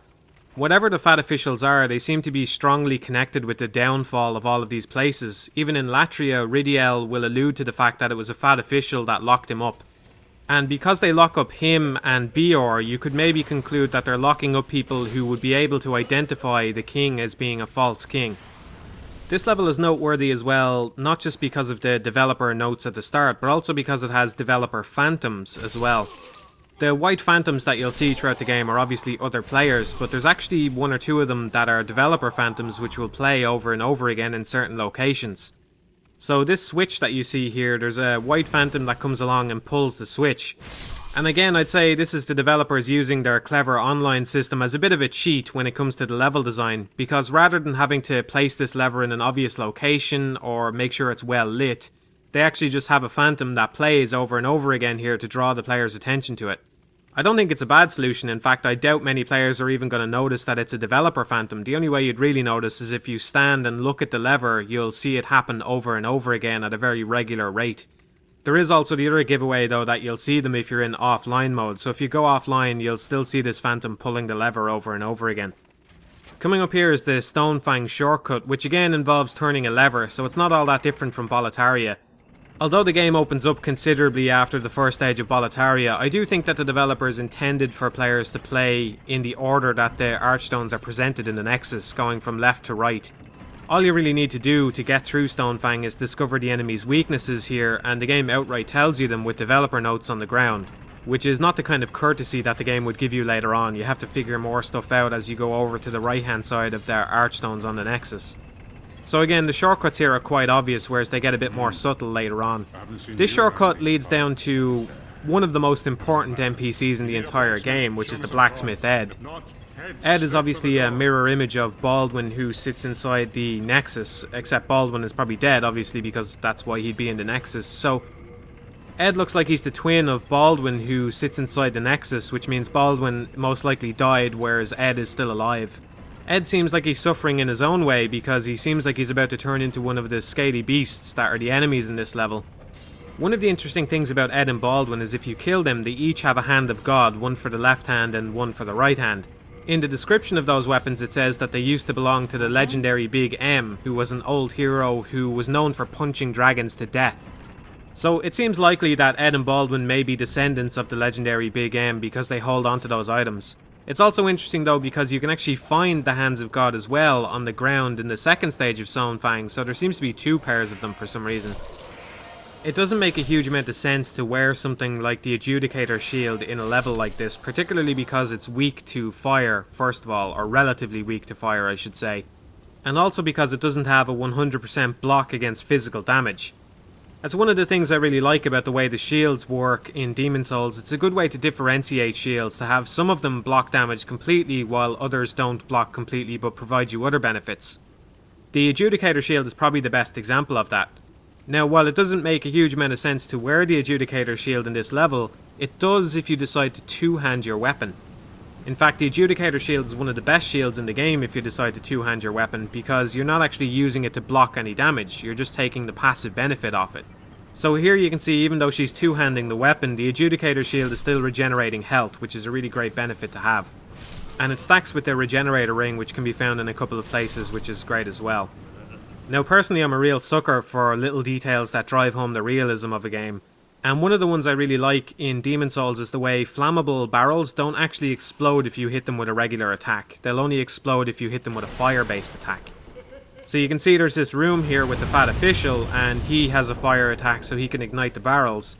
But you can get in there before him and destroy the barrels with non-fire based attacks and they don't explode, which is a really great touch I think. It's funny how explosive barrels are still being used in stuff, even films and games to this day, because everybody knows how stupid they are. So I respect that Demon's Souls plays with them a little bit more intelligently than a lot of other games out there. Coming up next is the Armoured Spider, the boss of this area, which is foreshadowed a little bit by the level design here, all the webs. This does make me wonder why they didn't bother using any spider enemies in this level though, because they seem like a shoe-in for something in a dark fantasy setting like this. Not that I'm really complaining about it, I mean they're in enough games as is, it just makes me curious why they went to the trouble of putting all these webs around the place and didn't throw in a few spider enemies to differentiate things a bit. Now one of the things that will help a lot in Demon's Souls is using the right tools for the right job. So here we can see she's heading back to the Nexus because using the Adjudicator shield against the Armoured Spider isn't a very good idea because she has flame based attacks. And there's also a spell, Water Veil, which can help out quite a bit during this fight as well, so that needs to be equipped too. The Armoured Spider itself isn't a hugely interesting boss, but it does kind of illustrate how different characters can struggle with different bosses in different ways. If we cut over to my knight character briefly here, for example, you can see I'm able to just tank the attacks of the armoured spider because I have so much health and my armour is so good at blocking damage. For a different character, this needs a bit more of a thoughtful approach, so the water veil is necessary, a better shield is necessary, all that kind of stuff, and you're better off trying to dodge the attacks if possible. If you end up playing the game with two different character styles, you'll find that some bosses will be rather easy with one character but can end up being quite difficult with the other character in ways that you didn't quite expect. Personally, I think that's a great thing about the game because it gives people stories that are unique to their playthrough or relatively unique to their playthrough for them to discuss with their friends. And it also gives the game more replayability because if you play with a new character, you're going to have quite a different experience as well. So that's the first stage of Stonefang, and with that done, there's only one world we haven't visited yet, which is the swamp. We're going to stick with this character for another level now in the Valley of Defilement. I know I've done this a couple of times at this point, but I feel like people are often quick to point out the ways in which Demon's Souls feels unfair and not the ways in which it is fair, so I'm trying to balance the scales a bit there. One of those things is at the start of this level, when you come up to the top of this platform at the very start of the level, there's some floor that will cave out from underneath you. And if it does happen to cave out from underneath you, you'll just fall down a little bit and have to walk back up again. So this is placed at the start of the level as a warning, really, for players to be aware of their footing and make sure that something like this doesn't happen to them again. I'm not trying to say Demon's Souls is amazing for this kind of stuff. In fact, it's pretty basic game design, but it's worth pointing out that the game is a lot more fair than people give it credit for. This area, the Valley of Defilement, is Miyazaki's favourite area in the game. He said it's actually his favourite and least favourite area because it gives him the most trouble. I really like the atmosphere in these levels as well, just for how bleak they are. I feel like these are some of the most bleak areas ever created in a computer game. It's just a massive pile of wood and flies and rats and horrible creatures. There's nothing nice about it at all. It's the furthest from pleasant you could ever get, so the team really accomplished what they set out to do in that regard. Now, as I said a couple of minutes ago, I do believe that they somewhat intended for players to play the levels in numerical order, so 1, 2, 3, 4, 5. Why the hell did I just count out those numbers? You know what numerical order is. One of the reasons I think that is if you progress through the levels in that order, there's more and more opportunities for you to fall off the side of the level. So if you think about Boletaria, there's walls nearly everywhere in Boletaria that stop you from walking off. In Stonefang there's a couple of cliffs, but they're pretty easy not to fall off, and there's no real other places in the levels to kill yourself with fall damage, with a couple of exceptions. Latria then gets a little more difficult in that regard because there's holes that are intentionally made very difficult to see on the ground. And then when you hit Shrine of Storms, you have cliffside enemies and things trying to actually knock you off the side of the level by firing spears at you from the air. And then finally you get to Valley of Defilement, where there's more empty space than there is places to stand. So that's one of the ways that they increase the difficulty of the game, not just with the enemy designs, but with the environments themselves, giving the environments more and more opportunities to kill you. There's a rain effect going on through this level which is quite difficult to see even when you're playing the game, so it may not be possible to see it on this video because of the compression. But it's going on throughout the whole level, and it only exists in the exposed outdoor spaces, which makes me think that it is rain. Because it's so faint, it's actually quite hard to tell what it's supposed to be, and it doesn't have any effect on the environment itself. In other words, you can't see any water ripples on the ground or anything like that. Basically, the team got the game up and running, and they probably decided then that they needed the weather effect and had very little leeway with which to pull it off, so it had to be done with as few resources as possible. And that's why it ends up looking very faint and not very convincing. There is something kind of charming about it that I can't deny, maybe just because I like this game so much I'm willing to forgive it. Or maybe because it looks so bad it actually contributes to how bad this level is supposed to look overall, I don't know. I do wonder what this level would have looked like had they been able to pull off a realistic rain effect on everything. It would have really transformed this level into something else entirely, I think. One of the interesting things about this level is the way the enemies play dead sometimes. Now, they only do this on the first run through the level, so after that you won't see that stuff anymore. But you can see sometimes the enemies look like they're dead, and then you run past them and they get up to try and surprise you. I really like that about this level, but I think it's kind of a shame that the enemy positions are so fixed and that it only happens the first time you go through it. One thing that people say about Demon's Souls is that it's a game of trial and error, which is something I disagree with quite strongly. I think it's a very harsh game, it's not very forgiving. But that's really just intended to instill a sense of caution in you. You're supposed to play cautiously. And 9 times out of 10, if you play the game cautiously, you're not really going to run into any trouble. I think the reason people say Demon's Souls is a trial and error game is because it can be played like a trial and error game because the enemy positions are so fixed. So if you die to something, you know not to die to it next time. So eventually, through trial and error, you can make your way through the game. I'm not denying that. But I don't think that that's the way the game was intended to be played, and I don't think that just because a player gets through the game with trial and error, that means that everybody has to get through the game that way. Personally, I think it would have really benefited the game had they been able to randomize a few things. This level in particular could have been stacked with corpses everywhere, and they could have randomized which corpses would have gotten up and attacked you. I'd like to believe a lot of people would agree with me on that, because I think that the first playthrough on these games is very different from subsequent playthroughs because you have absolutely no idea what's around every corner. And if the game could replicate that on every playthrough, then I think that would lend a huge amount of replay value to the game for a lot of people. The first playthrough where you don't know what's around each corner is one of the great things about this game, and I think if they had been able to replicate that on subsequent playthroughs, that would provide a lot of replay value for a lot of people. Naturally, there's not many NPCs in this level because it's such a hole, but one of the few that's here is the Filthy Woman. The Filthy Woman herself isn't all that interesting, but the way she talks about Astraea has a few implications behind it. She seems to really hate Astraea, and in fact there's a line from Saint Urbane if you talk to him back in the Nexus which makes me think about the Filthy Woman. Urbane says that any talk of Astraea turning to evil is just slander, and that weak people are prone to such backstabbing. So he could be referring to Frake in that regard because there's a lot of animosity between those two factions, but it makes me think about the Filthy Woman in particular. It's kind of easy to hate the Filthy Woman, particularly because she has an abrasive attitude, and even in the second stage of this level, she kind of admits that her hatred of Astraea is out of jealousy in some ways. But at the same time, she probably deserves quite a bit of sympathy. I mean, if I lived in the Valley of Defilement, I'd probably be pretty pissed off as well. And even though on the surface of it, the Filthy Woman seems to be a bad person and Astraea seems to be a good person, I think it would be kind of foolish to take it at face value, so I'll talk about Astraea a little bit later on. I'm going to try and stop pointing this stuff out now because it's probably getting fairly annoying, but I want to point out how the plague rats are actually more fair than they might appear on the surface. Obviously the plague they can give you is a horrible thing to have, but they're also positioned right next to a vendor which sells Widow's Lotus, which can cure the plague. And the vendor is actually positioned before the rats, so you can talk to her beforehand and see that she sells Widow's Lotus. But not only that, she actually encourages you to buy Lotus because she says you'll be in trouble without it. So theoretically, you could come down, get hit by the rats, get plague, and then realise that the vendor you were just at sells the antidote to the plague, and cure yourself straight away. Again, it's only a little thing, but I think it was worth pointing out because you can come into this level completely unprepared for plague, but still deal with it correctly if you think on your feet fast enough. Once you beat the rats, one of the most interesting things about this level for me personally is this giant depraved one that comes up next.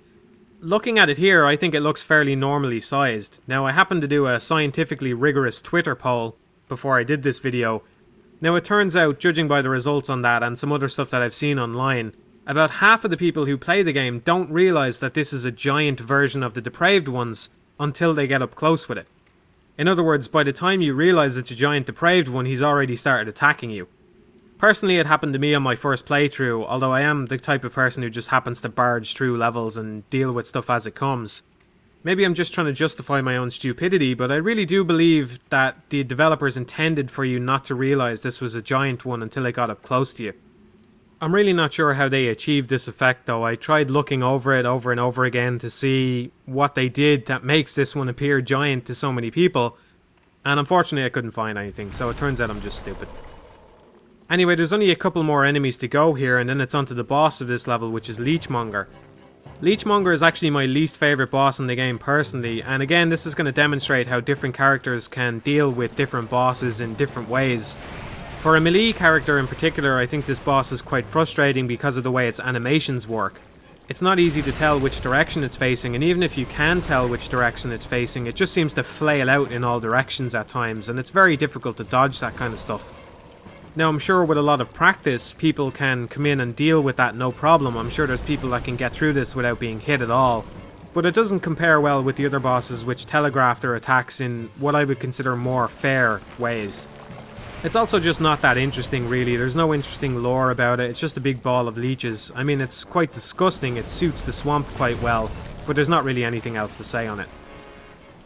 With the first stage of the swamp done, I'm going to move directly into the second stage of the swamp. Now, I've shown you the knight character and the witch type character separately from one another, but since co-op is such a large part of the game, I thought it wouldn't be right to go through it without showing you some co-op as well. Plus, sometimes it's just nice to summon a magic user and show them how a real character is played. So we're going to do this level co-op, and hopefully it's going to demonstrate a little bit how two characters of different types can kind of compensate for each other's weaknesses. So you'll see as this level goes on, I'm usually the first one into battle, and I start distracting enemies or tanking the damage with them, while Matthew Mitosis, with the shitty imposter name, just stands back and fires spells like a coward. Now this level, the swamp, is one of the most hated levels in the game by a lot of people because of the way the swamp restricts your movement and the fact that you can't really avoid getting poisoned unless you're very, very careful a lot of the time. Both of us here are taking a similar approach though, and using regen to offset the amount of damage that the poison from the swamp does. So I'm wearing the regenerator ring and she's using the regenerator ring and sometimes the adjudicator shield as well, which gives quite a lot of regen. It doesn't stop you from getting poisoned, of course, but it does help undo the damage that the poison does. One of the big changes they made in Dark Souls was the removal of regen items like the regenerator ring or the adjudicator shield. I think there might be one weapon in the entirety of Dark Souls which regenerates some health passively, and even then it's not a very large amount. There's other stuff in it like the Ring of the Evil Eye, but that requires you engage in combat in order to regenerate the health, so that doesn't really count either. The idea wasn't to give players no way to get their health back, of course, it was just to make sure that they had to engage in combat or they had to waste a precious resource in order to get some of their health back, like the Estus. I don't think it's maybe as punishing as it should have been in Dark Souls, but I think it's an improvement on Demon Souls. I don't like the idea that someone can equip the regenerator ring, stand around and just get free health if they're willing to wait a while. That said, it does come in very handy in this level. This level would be much crueler if there was no way to passively regenerate your HP. The co-op in Demon Souls also allows other stuff to happen, like trading. So for example, you can see here, sometimes you have to refuel your mage with spice, whereas I just keep going and going and going. But you can trade other things as well. You can trade resources and weapons and all that kind of stuff. There isn't any trade function specifically built into the game though, so you do have to drop your items independently, and that can be a little bit nerve-wracking if you're trading with someone you've met online. It's interesting that this level is set at night time. I don't know if this was just an artistic choice or if it was also a practical one as well. Because it's one of the most open areas in the game, that means that there would be a lot of stuff off in the distance. So it may be a case that they had to set this level at night because they couldn't have all of that stuff on screen all at the same time. I'm not entirely sure. Whatever the reason, I do think it enhances the level quite a lot because it's far easier to get lost in the swamp, which is what they intended people to do. There's a lot of items strewn around in the swamp that are intentionally just put there for you to wander out, try and grab them and get yourself into trouble. If you can remain undistracted by the shiny stuff in your peripheral vision though, it's actually not that difficult a level to get through. You just have to stay on track on all the little bits of land. Demon Souls doesn't have any kind of difficulty option on the main menu, but I think in a way it just builds its difficulty options into the game itself. So the co-op itself is a way of reducing the difficulty of the game. Every level you can play is easier if you do it on co-op. This level demonstrates it quite well because the giant depraved ones are one of the most intimidating enemies in the game, but you can see here with two of us they're really not that difficult at all. They can only attack one of you at a time, so if they're busy attacking one of you, then the other one can be dealing damage, and eventually they're just going to go down.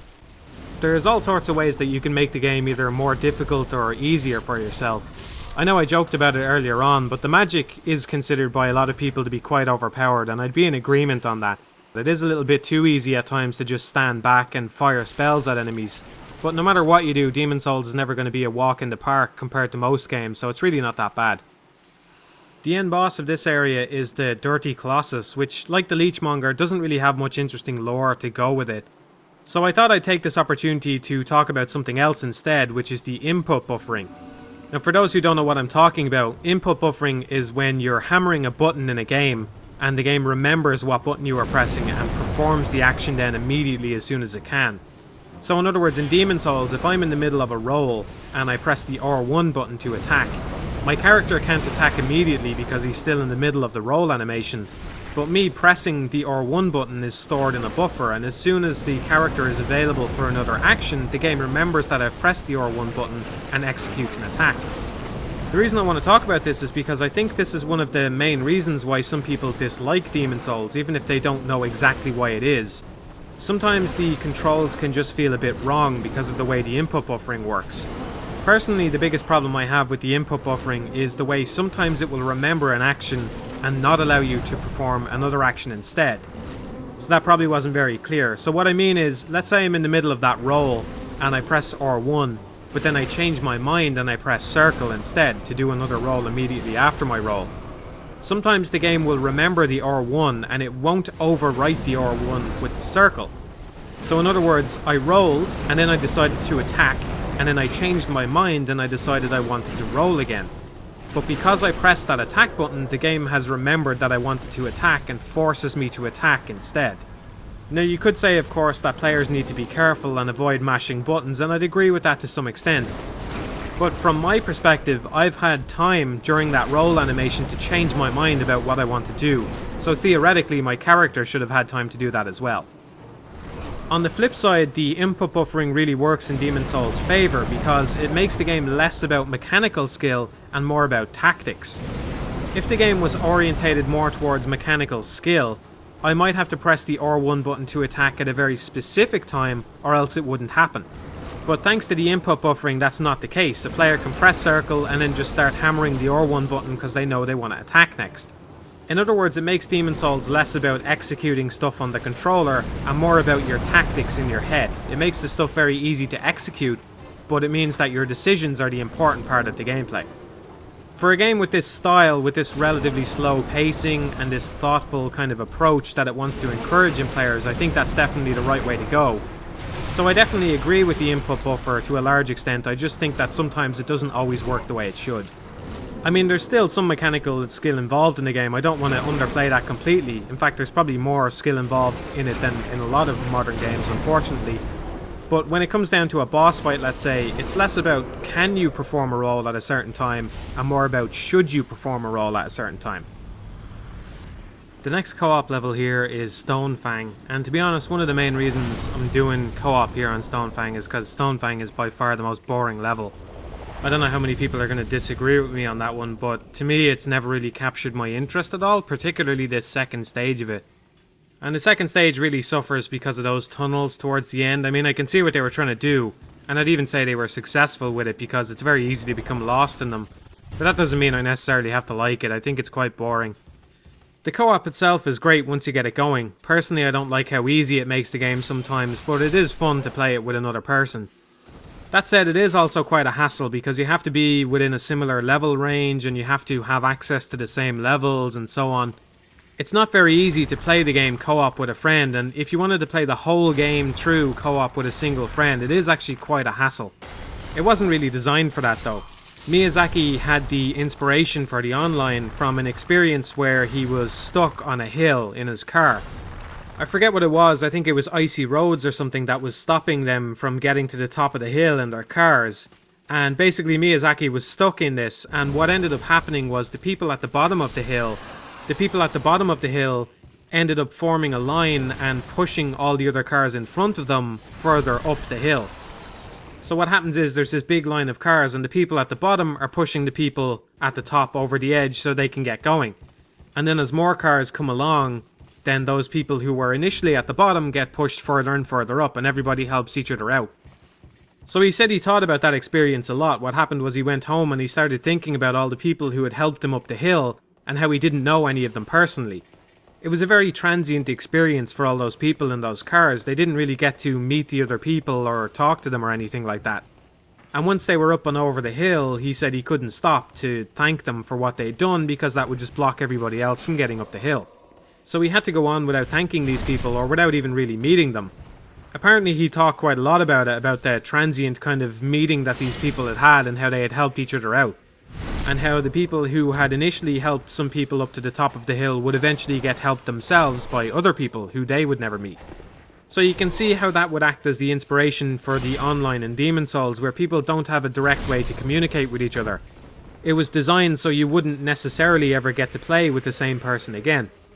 I can understand that. I think that's a really great story, and I think it is one of the things that makes Demon's Souls very unique.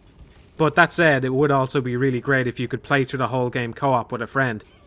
So I'm kind of torn on that one, I don't know. Hello there. One of the things I noticed a lot in this level, particularly when I was playing here co-op, is the frame rate dips. Now you'll get frame rate dips sometimes in the single player on this level, but they're particularly problematic in the co-op.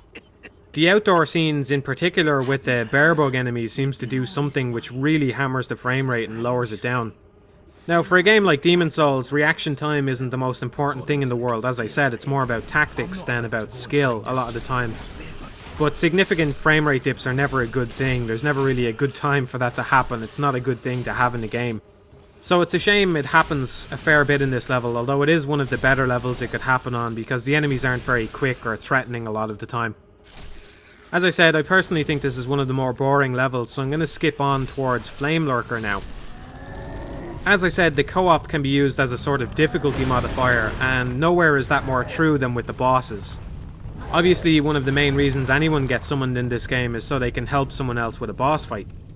Now, playing the boss fights in co-op can be quite fun, but the AI on the bosses is really not set up for it in a good way.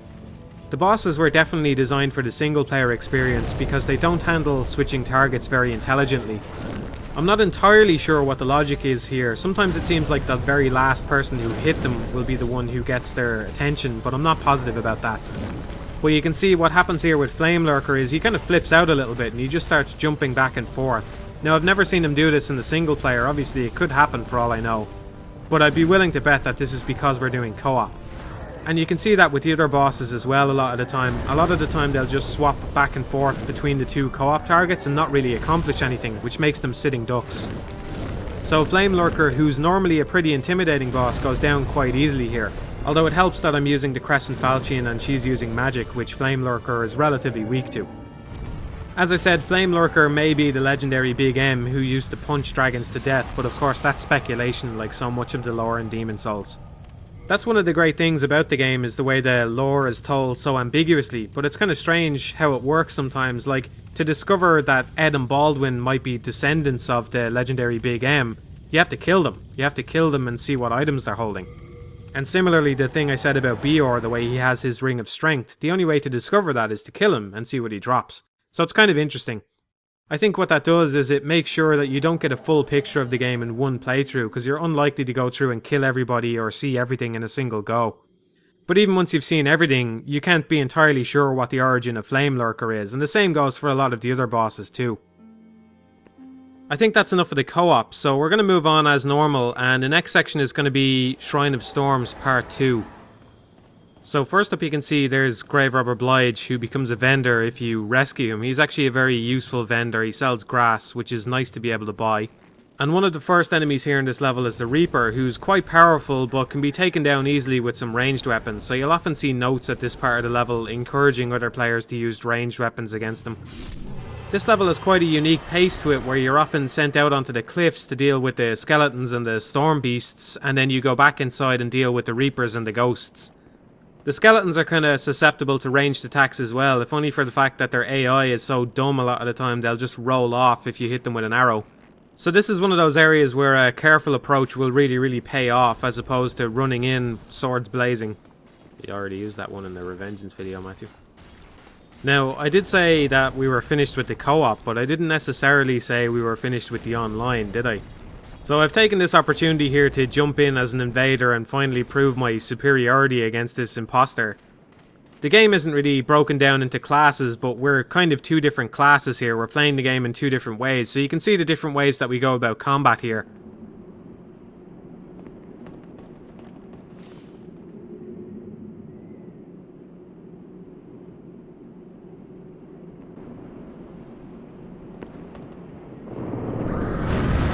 Poison Cloud is a pretty good idea in situations like this because it puts pressure on your enemy since they're always losing health. So they either have to close out the battle fairly quickly or else they have to risk using an item, and neither of those is a good scenario.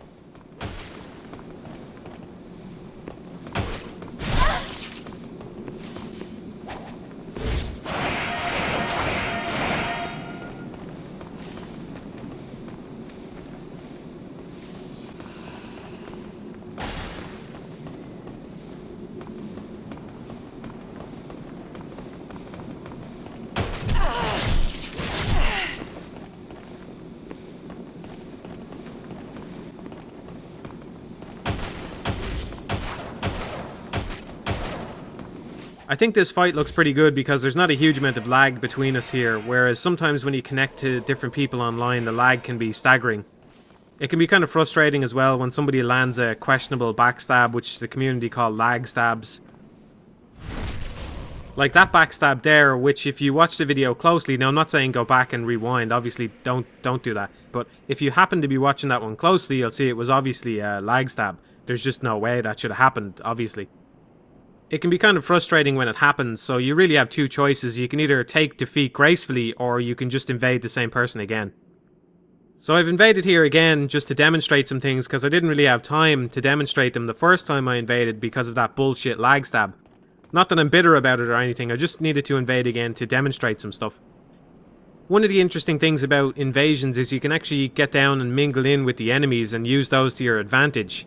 Now that makes it a little bit unfair for the person who's being invaded, but on the flip side I think people sometimes take the invasions a bit too seriously in the community. A lot of the time people seem to impose their own sort of ethics on invasions, like you have to bow before you attack people, or you have to fight people one-on-one and so on. I can't say I really agree with that personally. I mean, obviously I think it comes from a good place, people are obviously trying to be courteous with one another. But the idea as an invader is that your number one goal is to kill the person that you've invaded.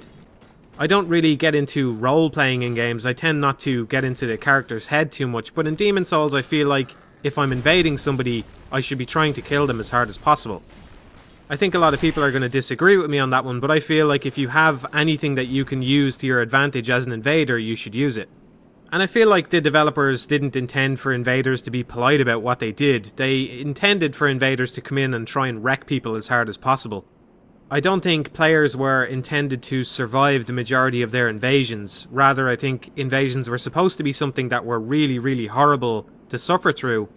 But eventually you would kill an invader and feel really, really good as a result. So I think it was supposed to be the ultimate challenge of Demon's Souls, really.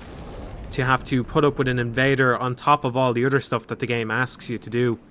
Maybe I'm just trying to justify it to myself, but I really feel like victory during an invasion means a lot more if the invader is putting 100% into it. My tactic of mingling with the enemies didn't really work out, so we're forced to fight one-on-one again.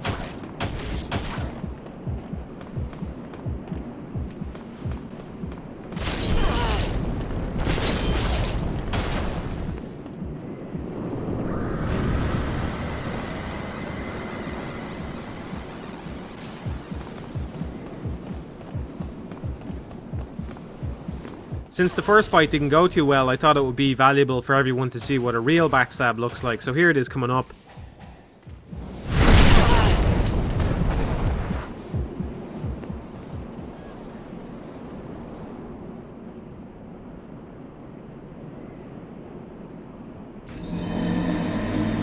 Perfect.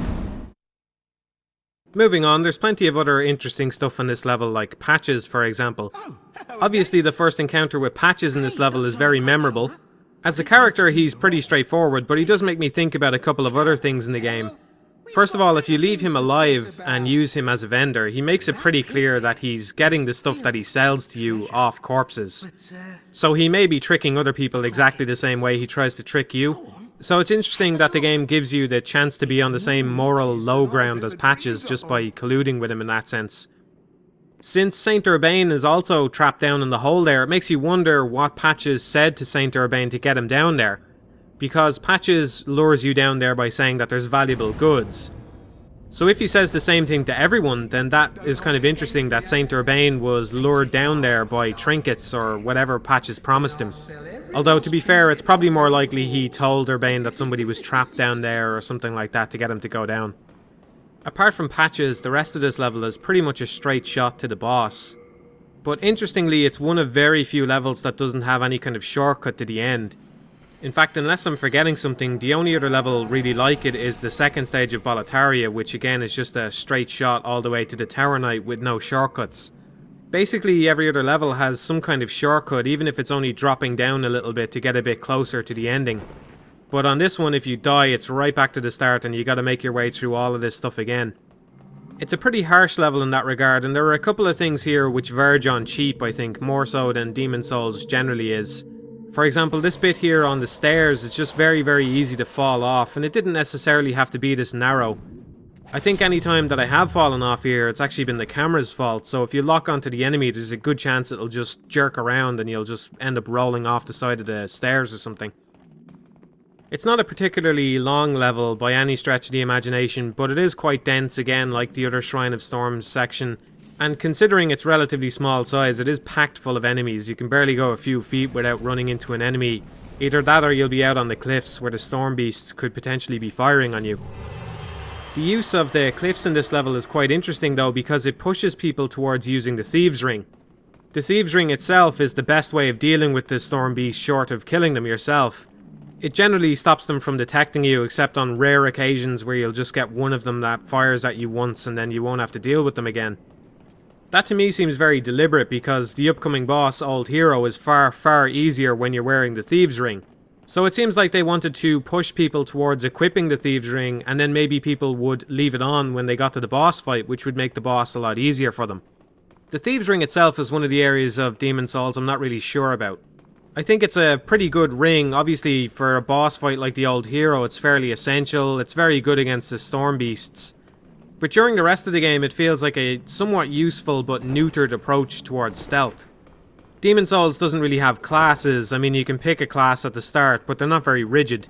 But what you'll find is you can make a knight, you can make an archer, you can make a mage, you can focus a bit more on healing, although that's quite a bit more difficult to do.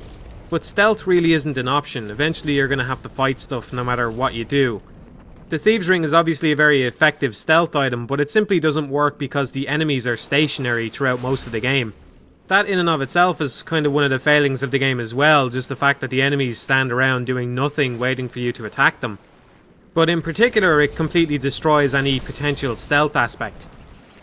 For a stealth aspect to work, you really need enemies to patrol, or at least move around, so that a player can get around past them without having to attack them.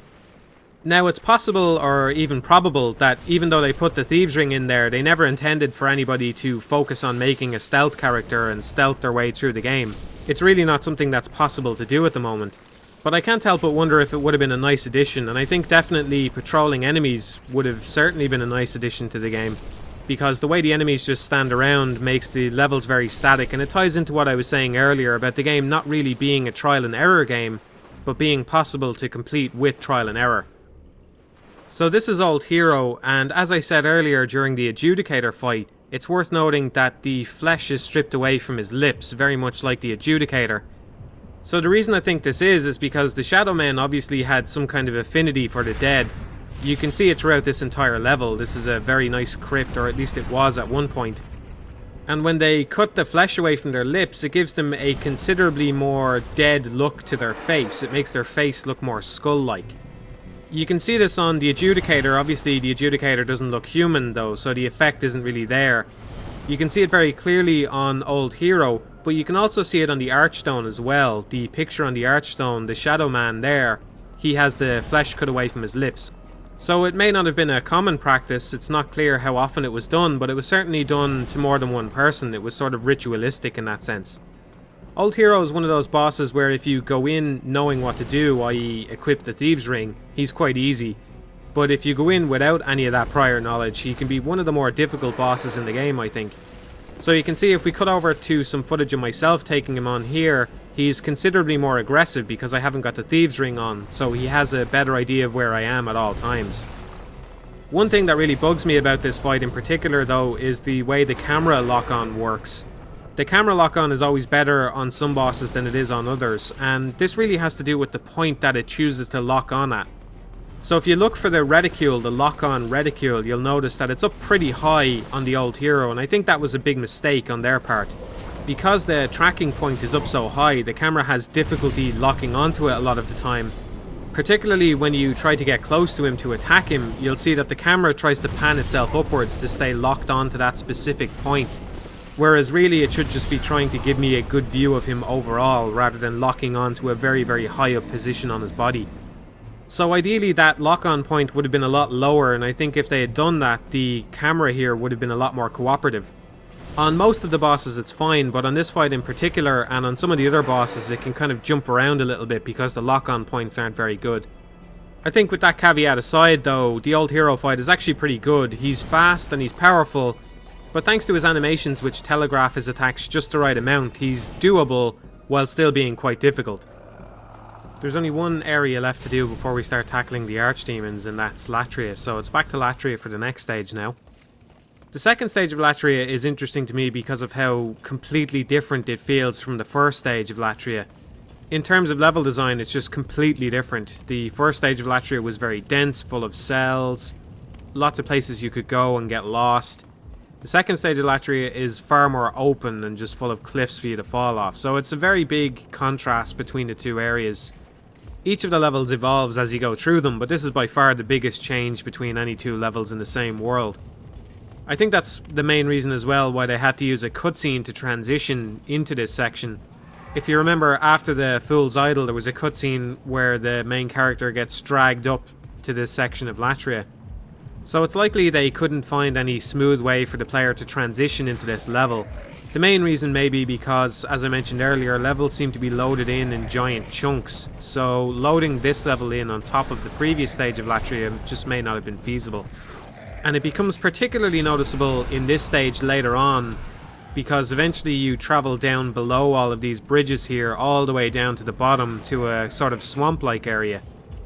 And when you get down to the swamp, you can eventually come across the corpses of the gargoyles that you kill when you're up here. So basically what that means is once you kill the gargoyle, his corpse will fall all the way down to that lower section of the level. And you travel down to the lower section of the level in an elevator without a load screen or anything like that. So it seems like even once you're up here, the bottom section of the level is loaded to some extent. And bodies can fall down and impact on the ground there even when you're all the way up here.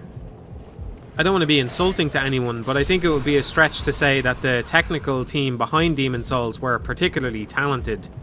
Or maybe it's just a case that they didn't have enough time to optimize the game in a few ways. But the thing with the gargoyles that I just mentioned is pretty excessive. There's no real reason for the game to track something as it falls all the way down there. I'd say it does enhance the realism of this level a little bit, but I'd say it's more a side effect of how they implemented the physics engine rather than something they were intentionally trying to make happen. The same could be said for the way the ragdolls work in practically every level, although it's particularly noticeable in this level. Whatever way the gargoyles are shaped, they just have a habit of getting caught up on the player's model. You would think once the enemy dies and the ragdoll settles into a certain position that it should turn off its physics and you should no longer be able to collide with it, but for some reason they didn't implement that. So maybe they weren't particularly familiar with the Havoc engine and they weren't really sure how to do that. It does seem like a flaw rather than something that was intentional, because it looks kind of goofy a lot of the time when something just gets caught on your feet and travels along with you for a good distance before it eventually happens to fall off. But you know, I don't think that's too bad a thing. I don't think that makes Demon's Souls a terrible game, the fact that it's not the most technically impressive game out there. If anything, it shows that you really don't need a team who are amazing at absolutely everything in order to create a really good game. Because I would say that Demon's Souls is a really good game, and the reason it's a good game is just because it's got good core mechanics.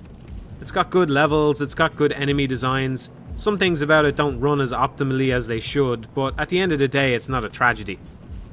Another one of those technical cracks which is quite obvious on this level is the AI on the gargoyles. They're the only enemy in the game which flies but is also expected to land before it can make an attack, which I think is why the AI on it suffers compared to the other enemies. A lot of the time they just seem to fly around and they're not really sure where to land.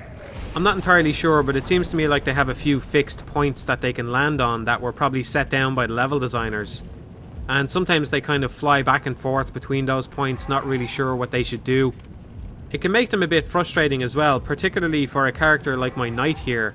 Now I'm crippling myself intentionally, it's my own fault, I'm not using any ranged items and that's a decision I've made.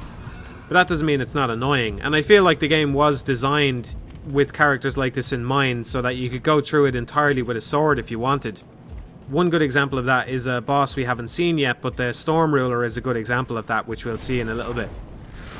Another interesting thing about the gargoyles is the way they always drop souls. So in a sense, this is the one area of the game that you can come to and guarantee that no matter what happens to you, you can still come out of it with some souls. The souls that you normally pick up are unsafe souls because you can lose them very easily, but if it's an item, it's completely safe, it'll stay in your inventory until you use it. So of course if you're using them correctly, you'll wait until you get back to the Nexus or until you need them before you'll spend them. They don't give a very large amount of souls, but it's good that the game has an area like this where a player can come if they feel like they're backed into a corner and just earn a few souls without any risk of really losing anything. The other major enemy in this level are the man centipedes, which personally I find to be probably the most disturbing enemy in Demon's Souls. But they're interesting as well if you consider the gargoyles and also the man-eater fight which is placed in this level. Those three enemy types, which constitute nearly every enemy you'll come across in this level, all happen to have the same face, or they all appear to have the same face anyway. They have different expressions at times, but they seem to have the same structure. This is one of those things which took me a very long time to notice. It was several playthroughs before I actually realised this. But I think it's another one of those things which kind of gets into your subconscious and makes this level a little more disturbing, even if you're not fully aware of it. The ultimate boss of Latria is the old monk, who we'll see in a little bit. But the Archstone description for the old monk says that he's been creating demons of his own. And this is just speculation, but I imagine the enemies which have the same face are the demons which the old monk has created, whereas enemies with the other faces are demons which came about some other way. So it may be that they're being created in some sort of image of himself or something. It's not entirely clear, but I would say that those three enemy types are all the creation of the old monk. There's another little quirk about the enemy design in Latria which I think is worth pointing out. Latria is the only level in the game where each stage has a black phantom, no matter what kind of world tendency you have. In the first stage you come across the black phantom with the baby's nail. In this stage and the next stage you come across black phantom mind flayers. And it's the only area in the game which has black phantoms in every single stage of it. I don't really have any theories as to why that might be, but it seems sort of intentional, so there may be some kind of underlying meaning to it. There's only one NPC in this area, but he's a very noteworthy one, perhaps the most noteworthy NPC in the entire game, I would say, and that's Yurt. There's so much that could be said about Yurt. Obviously I'm not going to go too in depth, but obviously anyone familiar with Demon's Souls will be familiar with Yurt. Yurt belongs to an organisation which are alluded to throughout the game through item descriptions and such. Now I'm not entirely sure what that organisation is called, but they seem to be referred to as the Soul Society. And their goal is to wipe out anybody with knowledge of the soul arts to kind of hoard it for themselves. This ties into what I would say is the Demon's Souls equivalent of a subplot. So there's a sort of subplot that goes on throughout Latria which is kind of hard to pick up on, but I think it's there. And it's mostly told through gold and silver items. In the first stage of Latria there's a lot of silver items. There's a silver catalyst, a silver bracelet, I think there's a silver circlet as well. And it's implied that these silver items were related to the Queen of Latria. As you get into the second stage of Latria there's a gold mask and a ring of avarice which is made of gold. The gold mask is worn by Mephistopheles, and it says in the item description for that it's worn by high-ranking members of the Soul Society. You could kind of deduce this though because Mephistopheles is implied to be Yurt's superior at a couple of points. So the Soul Society want to keep the soul arts for themselves, and the Ring of Avarice is obviously designed for somebody who really loves getting souls because it increases the amount of souls that you get. The old monk, who's now the ruler of Latria, is also associated with gold because of his head wraps. And Frake refers to the old monk as the Golden Elder, so the old monk is associated with gold as well. That's one thing that the old monk and the Soul Society share in common, is a greed for souls. So that's what I'm talking about when I say the sort of subplot of Latria. It's how you figure out Latria's history. Latria used to be ruled over by a queen who was associated with silver, and there are other points in the game where silver seems to be equated with purifying properties or with pureness. For example, Garl Vinland wears the dark silver armour, and I don't think anybody would doubt that Garl is an upstanding character. In fact, the description on Garl's armour even says that it has purifying properties, so silver is associated with purity in some senses. So on the other hand, gold might represent corruption and greed because of the people it's associated with during the game here. The history of Latria then is one of a purified silver which is replaced with a corrupt gold once the old monk takes over. It's not a very deep backstory or anything, but it makes for some nice mental imagery, I think, the silver of Latria being replaced by this corrupt gold. Just to be clear with everybody, I should end that by saying that's a bit of speculation on my behalf, and there is one or two items which seem to contradict it. For example, the rune sword and shield don't have any negative connotations, but they appear to be made of gold.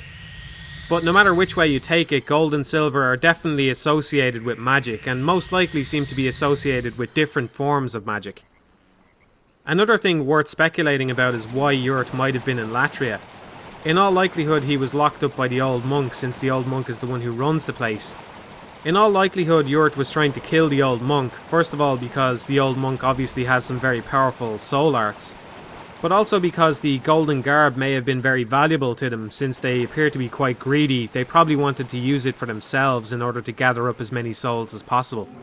If you think about their objective as well, which is to hoard the soul arts to themselves, it's not merely enough to kill people who know the soul arts.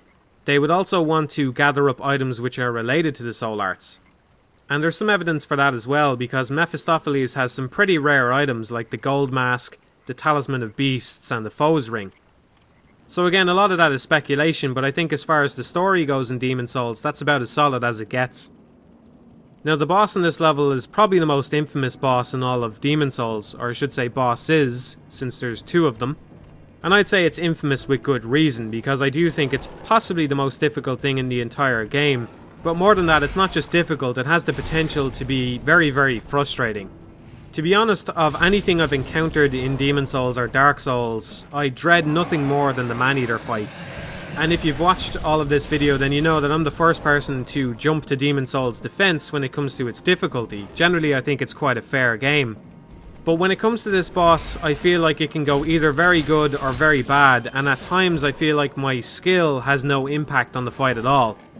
Now, I'm sure that's not true, I'm sure that's an exaggeration on my behalf, but that doesn't mean it can't go wrong in the blink of an eye, and in that sense it's very different from any of the other bosses in the game, I think. The main difficulty, as you can see here, is the environment and the dive attack which they do, which can just knock you off a ledge and instantly kill you. You can offset the difficulty quite a bit by heading into the middle and using the fire at the center as a sort of shield. But even then, it's not a completely foolproof method, and especially the fight obviously gets far, far worse once the second Man-Eater joins in. If you can't kill the first Man-Eater quickly, then you can be in an awful lot of trouble no matter what tactics you end up using. It's very easy to get destroyed by the Man-Eaters in the blink of an eye. Funnily enough though, if you remember the other stage of Latria which I showed you earlier, where I rolled through the trap, that's not the only miracle I happened to pull off on that playthrough, so here's another clip from that.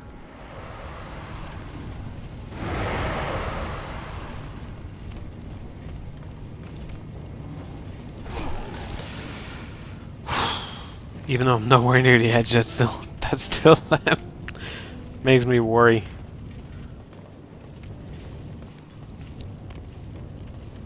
That attack is the thing that makes Man-Eater awful. Plus the fact that there's two of them, of course. They just came up with a really hard boss and they said, you know what, that's not it, let's just do it twice. And they just threw it at you twice.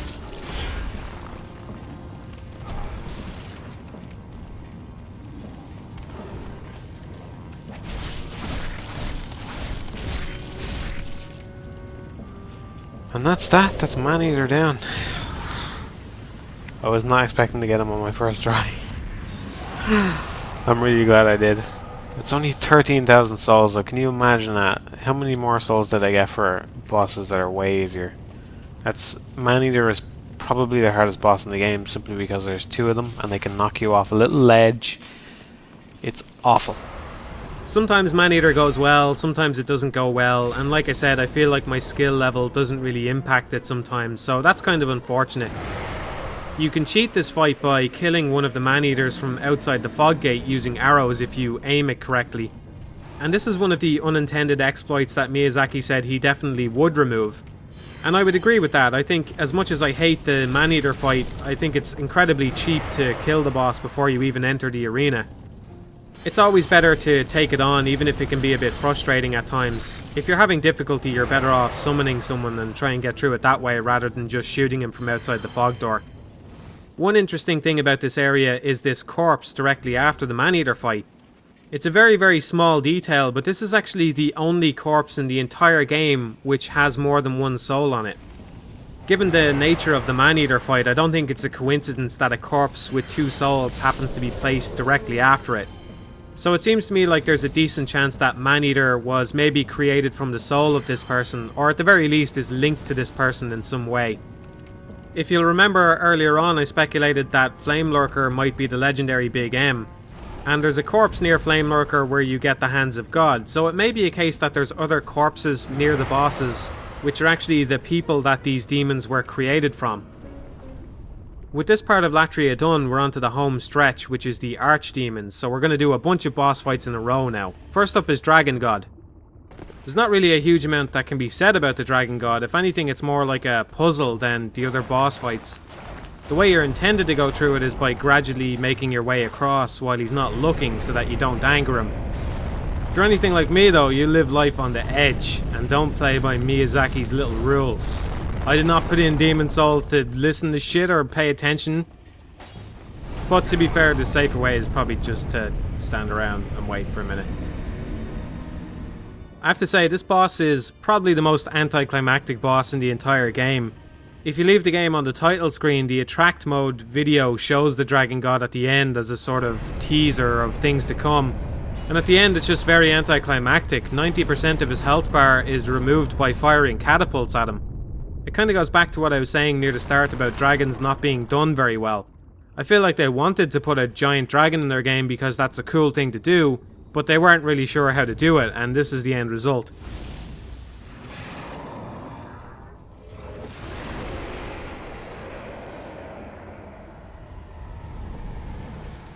Moving on then, the next Archdemon is the Old Monk, which thankfully is far more interesting. The Old Monk fight is actually one of the most unique things in the game, and one of the most unique things about Demon Souls in general, really. I think it's a really great idea.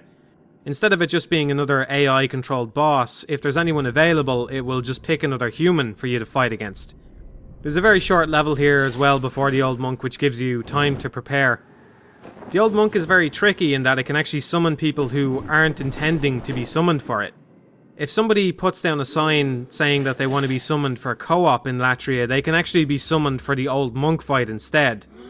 So even though you initially wanted to co-op and help somebody beat a boss, you're actually being summoned to be the boss instead.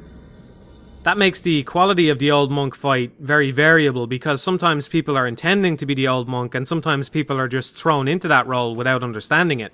So sometimes, as you can see here, you'll end up being put up against people who are vastly below your skill level, which can make the fight a little bit disappointing. Sometimes it's over a little bit too soon.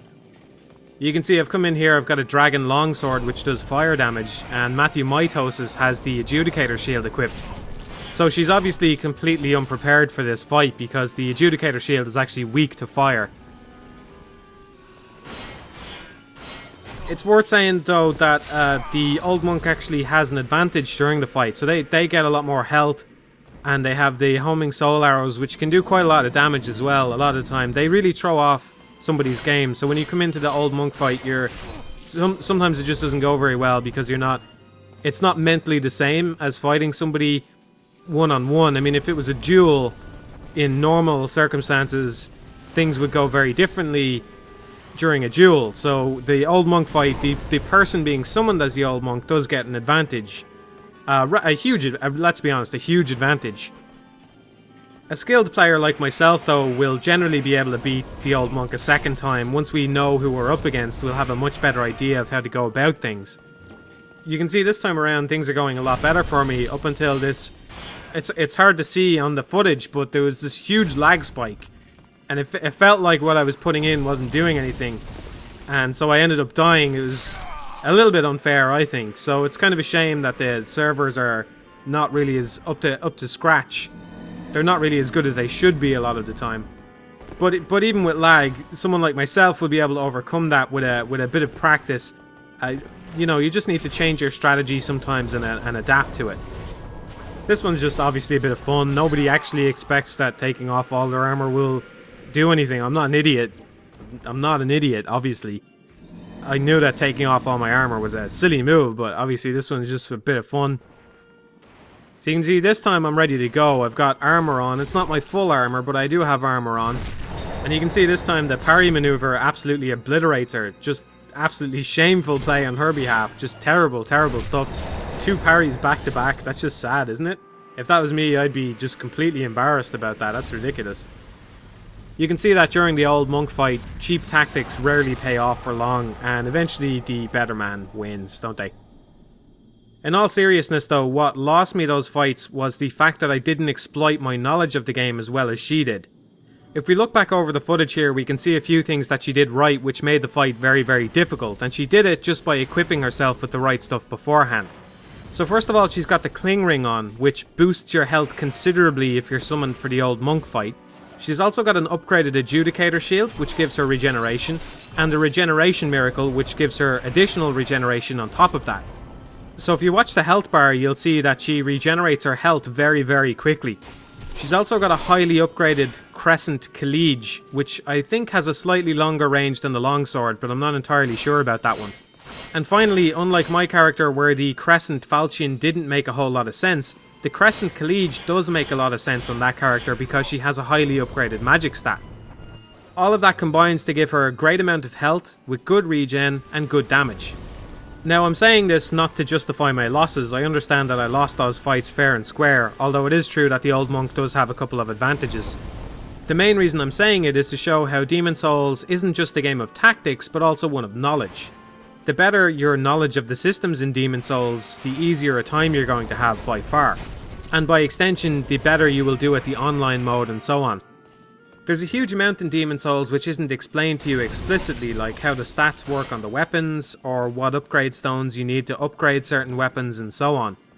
During my playthrough, what I did was I just picked up a couple of swords, I kept my basic armor, I put in some basic stats and away I went.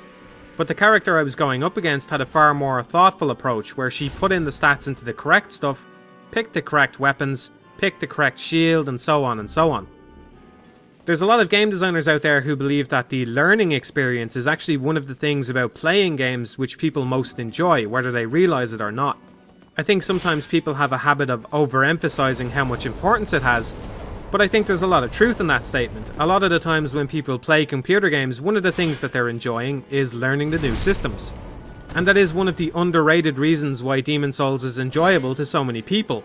Mainly because it doesn't spoon feed you about how its various systems work, which gives you a lot of stuff to figure out by yourself. It goes back to what I was saying earlier as well about Demon's Souls being less a skill orientated game and more of a thoughtful game, so I think it definitely suits this game that the better your understanding of it, the larger your advantage should be. Sometimes what you'll see there though is that will result in an old monk fight, which is very, very difficult for some players. If I hadn't gotten through that last fight by parrying, I may not have ever been able to beat her at all. So even though I said it was kind of cheap to kill man-eaters using the exploit where you shoot through the fog, I do think there is some cause for people to sometimes go offline and fight the AI version of the old monk instead, which is usually considerably easier than fighting a person. Personally, I think it's the right thing to do sometimes to go offline if somebody is giving you a lot of hassle on the old monk fight. But at the same time, you shouldn't really give up immediately. You should definitely put your all into it and exhaust all your available options before you move on to that sort of solution. The next Archdemon then is the Storm King, which is another interesting fight, especially for a character like myself with no ranged weapons. Since the Storm King is airborne, there's actually a sword buried at the end of this level which, to quote the game itself, rends the sky. In other words, it allows you to attack airborne enemies. I think it actually makes for a far more satisfying way of attacking these enemies than by shooting at them with spells or arrows, but that's just my taste personally. Once you defeat the Storm King, the description for his Archstone is perhaps one of the most interesting little pieces of lore in the entire game. It says that the Storm King is the embodiment of the thoughts of the Shadow Men who used to live there long ago. If you tie that information together with lots of the other stuff in Shrine of Storms, it seems that many of the enemies there may just be brought to life from legend by the power of souls. For example, the Storm Ruler, which is the sword you get here, you can see me using it here. This special effect on it, where it attacks the sky, only works in this very specific part of the map on this level. So again, that lends some weight to the idea that it might just be a legend, because its power doesn't exist in any of the other worlds.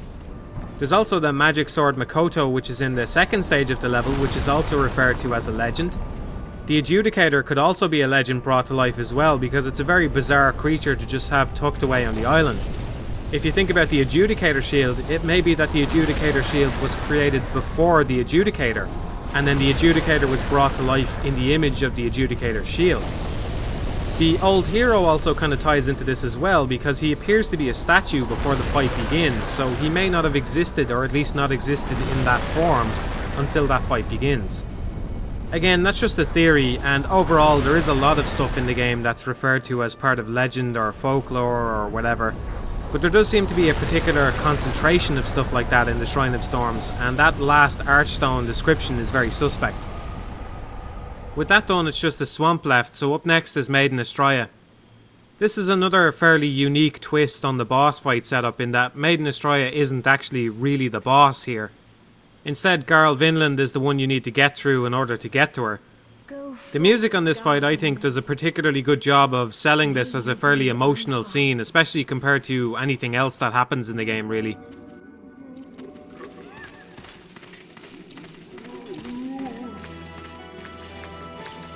Leave us, Slayer of Demons.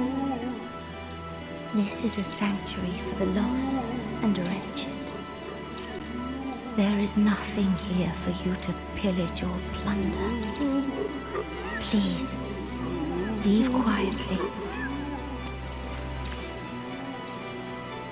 There's a couple of other nice touches here as well though, like the behaviour of Garl is quite different to the behaviour of any of the other enemies in the game. Garl doesn't really seem particularly interested in killing the player, instead he just seems to want to block the player from getting to Astraea. That said, if you manage to get behind him, he does get very, very aggressive though, because he's quite protective of Astraea. One interesting thing just dropped into Garl's dialogue is the bit about abandoning us long ago. I'm not really sure if that's specifically designed to target the player's character, but if it is, then it's a very, very significant line. Because if that's the case, then it basically implies that the player's character may have known Garl and Astraea before the events of the game take place. The whole Astraea fight really capitalises on Demon Souls' ambiguous definitions of demons. It's never made entirely clear what a demon actually is in the game. Blacksmith Ed says that the soul of a demon is an inferno of wrath, but there are other sources of information in the game which paint demons more as just creatures who happen to have absorbed a lot of souls. It's interesting as well because when you successfully invade someone, the text that comes up on screen specifically refers to the player as a demon. So it's not really clear whether a demon is necessarily a bad thing. But to be fair, I think this fight should be taken with a grain of salt because few things in Demon Souls are very straightforward. So it seems rather strange to paint Astraea as just an all-around good person who happens to be in a bad situation. If you think about it, the people of the swamp seem to spend a lot of time worshipping Astraea. And there's even allusions to the fact that they go out of their way to kill anybody who ventures into the swamp in order to bring more gifts to Astraea. If they weren't just standing around here worshipping her or killing people who ventured into the swamp, they may have been able to spend that time bettering their own lives in some way. On the other hand, there is evidence that Astraea is doing some really good work in the swamp because her soul is referred to as the most impure demon soul of all. And the idea behind that, I think, is that she's actually absorbing as many of the impurities of the swamp as she can in order to help the people there out. If you run into Salen Vinland, she actually comments on that. She mentions how the swamp is a horrible place, but there's an odd sense of purity about it, which may be coming from Maiden Astraea. So personally, I'm not really sure where I sit on the Maiden Astraea thing. I mean, from a gameplay standpoint, I think it's a brilliantly executed moment because of the music and the way Garl blocks your path. The dialogue here is great as well. It really sets this up as an emotional scene, even though we haven't even met these characters before, so that's quite a good accomplishment. One sort of recurring strand, which seems to take place across all of the areas in the game, is this idea that the people in power, or the people who were worshipped, ended up becoming some of the worst people in those areas and may have been responsible for the downfall of those areas completely. King Alant is responsible for the downfall of Boletaria. The dragon god was worshipped in Stonefang, but is obviously a very powerful demon. The Queen of Latria gets replaced by a false version of herself, but people continue to worship it. I'd say the Adjudicator may have been a force for good at some point, or at least a force for justice, as its name implies, but by the time the game begins it seems to be an awful lot less fair. And if you think about it in those terms, Maiden Astraea's purity comes into question a bit more, because the more somebody has been worshipped in an area, the worse they seem to have become. That's the general rule, and I think it's up to players to decide whether Astraea falls into that pattern or ends up going against it somehow. Either way though, like I said, I really think this is a great boss fight, and I really like the twist in particular that Astraea simply kills herself once the player kills Garl. There's a sort of romantic element to it that's easy to pick up on even though you barely see these characters, which is very interesting. That's about it for the Archdemons, but I do want to say one last thing. I went through this game in a sort of unique order. I think most players are going to end up getting to the end of one world and then eventually getting to the end of another and so on. I think most players are going to encounter the Archdemons in a very different order than that, and they're going to be more spread out, which I think was definitely the intention. Because if you examine the mechanics on all the Archdemons, they're by far the most unique bosses in the game. I think they were intentionally set up that way, of course, to be climactic for one, but also so that players would naturally end up spacing them out themselves, because they end up getting to the end of one world before they get to the end of another. So I just thought I'd say that because it lends a nice pacing to the game, which isn't necessarily evident in this video because I've gone through them in sort of a strange order. With the Archdemons down, there's still 2 bosses left to take care of though, back in Boletaria. I don't have a huge amount to say on this level, so I'm just going to talk about a couple of other things while this one plays out.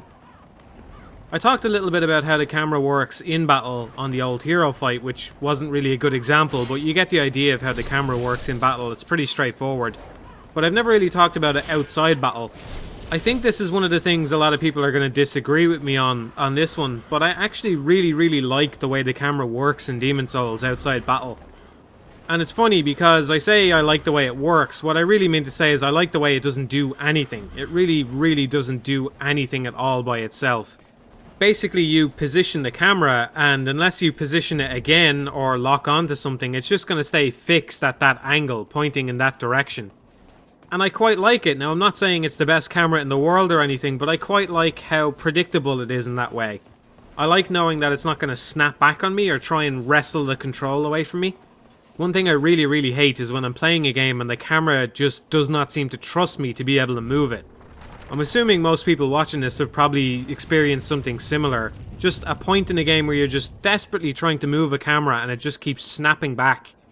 That stuff drives me nuts, so at least I know in Demon's Souls I never have to suffer through that.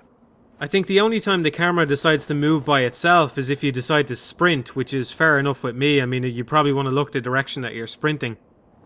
So yeah, it's very inert, and I know it's not going to be to everyone's tastes. Maybe ideally there should have been some kind of toggle in the menu, but personally I really like it. One weird thing about this level is the way there's actually 2 NPCs trapped in it. I'm talking about Bior and Yuria. Now technically Bior is trapped near the Tower Knight boss, but you need to get the key here before you can go back and rescue him. With Bior it's fine, because Bior is used in the Penetrator fight, he appears at the end of Boletaria, and other than that he's just going to sit in the Nexus. But when it comes to Yuria, it's a very strange decision because she sells you a lot of magic. And she has by far the most complicated rescue in the game. You have to get a key, find a little door tucked away in the alley, go through there, and make sure you're wearing the official's cap so that you can actually get up to her. Now on the one hand, I think that's kind of cool. I think it's kind of cool that they put something in there which they knew you were very unlikely to experience on your first playthrough. And I know they probably wanted people to figure this out by helping each other, you know, using the note system or talking to each other about it. So in that sense, it's a very old school thing, something really obscure that you're really unlikely to find. And in that sense, I appreciate it, because not many games are willing to do that these days. But on the other hand, I think she probably should have been put in one of the earlier levels instead.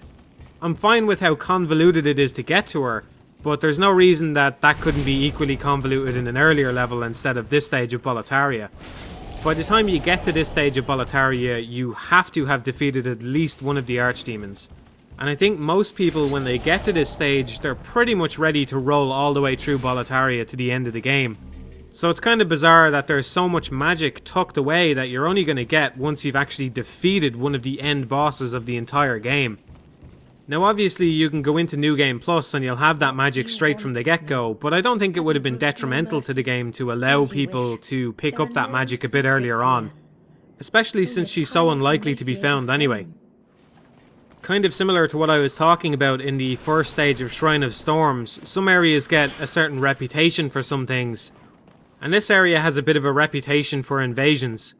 I think one of the reasons this is because this level is just packed with knights, so there's a lot of opportunities for an invader to ambush the player alongside one of the enemy knights as well. But also I wonder if people are drawn to invade this level because they see it as sort of an ultimate test towards the end of the game. I don't know, it's just speculation on my behalf, but it's really interesting to me how certain areas of the game get associated with different things. I find that really interesting. And I think generally you'll find there's probably some underlying reason as to why that is in the level design or something else. As I said, there's a lot of knights in this level, and in particular there's a ton of them placed at the end. Personally, I find the end of this level very intimidating because taking on several of these knights at once can be quite a challenge. In fact, it can be tougher than a lot of the bosses in the game. But it also demonstrates one of the core problems with Demon Souls. Or at least I should say, I consider it a problem anyway. What I'm talking about is the fact that you can just run straight past enemies in a lot of cases. So if you're having difficulty with the knights here, the end section is quite wide open and the knights aren't very fast.